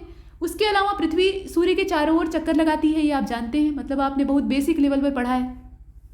तो सूर्य के चारों ओर जो चक्कर लगाती है वो जो क्रिया होती है उसको रिवॉल्यूशन कहते हैं। रिवॉल्यूशन मतलब क्या? चक्कर काटना। अब यहाँ पर क्या होता है, एक दीर्घ वृत्ताकार पथ होता है। वृत्ताकार तो नहीं होता, दीर्घ वृत्त के आकार का होता है। दीर्घ वृत्त में दो अलग अलग व्यास होते हैं, डायमीटर यहाँ बराबर नहीं होता है, एक हॉरिजेंटल है एक वर्टिकल है और दोनों में लेंथ का डिफरेंस होता है। फिलहाल यहाँ जो ये दीर्घ वृत्ताकार पथ होता है इस पर पृथ्वी चक्कर लगाते हुए सूर्य का परिक्रमण करती है और इसमें इसको लंबा समय लगता है। तो लंबा समय कितना? पूरे 1 वर्ष का लगता है, यानी 365 सही 1/4 दिन। और प्रत्येक 4 साल पे ये जो 1/4 है ये जुड़कर 1 बन जाता है, तो फरवरी 29 दिन की हो जाती है, यानी लीप ईयर आ जाता है। तो ये सब कुछ भौगोलिक क्रियाएं हैं, इनको आप याद रखिएगा। अब आप चाहें तो यहाँ चित्र बनाकर दिखा सकते हैं। पृथ्वी को अपने अक्ष पे घूमता हुआ दिखा दीजिए और उसके अलावा सूर्य के चारों ओर चक्कर लगाता हुआ दिखा दीजिए। ये काम हर ग्रह करता है। इसके बाद आगे चलते हैं। यहाँ आप 20वें नंबर पर देख रहे हैं सरल बहुमत संशोधन और उदाहरण। इस पर आपको टिप्पणी लिखनी है। तो इसमें आप लिख दीजिए कि इसमें साधारण सभा में समान उपस्थित और मतदान करने वाले प्रत्येक घर के अधिकांश सदस्य शामिल हैं। और उदाहरण के तौर पे नए राज्यों में प्रवेश या स्थापना और संसद में कोरम, ये सब चीज़ें इसके अंदर आती हैं। तो यहाँ तक हमने इस मॉडल प्रश्न पत्र पर पूरा डिस्कशन किया है और ये श्रृंखला आगे भी जारी रहेगी। अभी अच्छे खासे मॉडल पेपर पड़े हुए हैं, आपको लगातार अभ्यास करना है, रुकना नहीं है, लगे रहिए और हम भी आपके साथ लगे हैं। तो ठीक है, इसमें इतना ही और तब तक के लिए नमस्कार।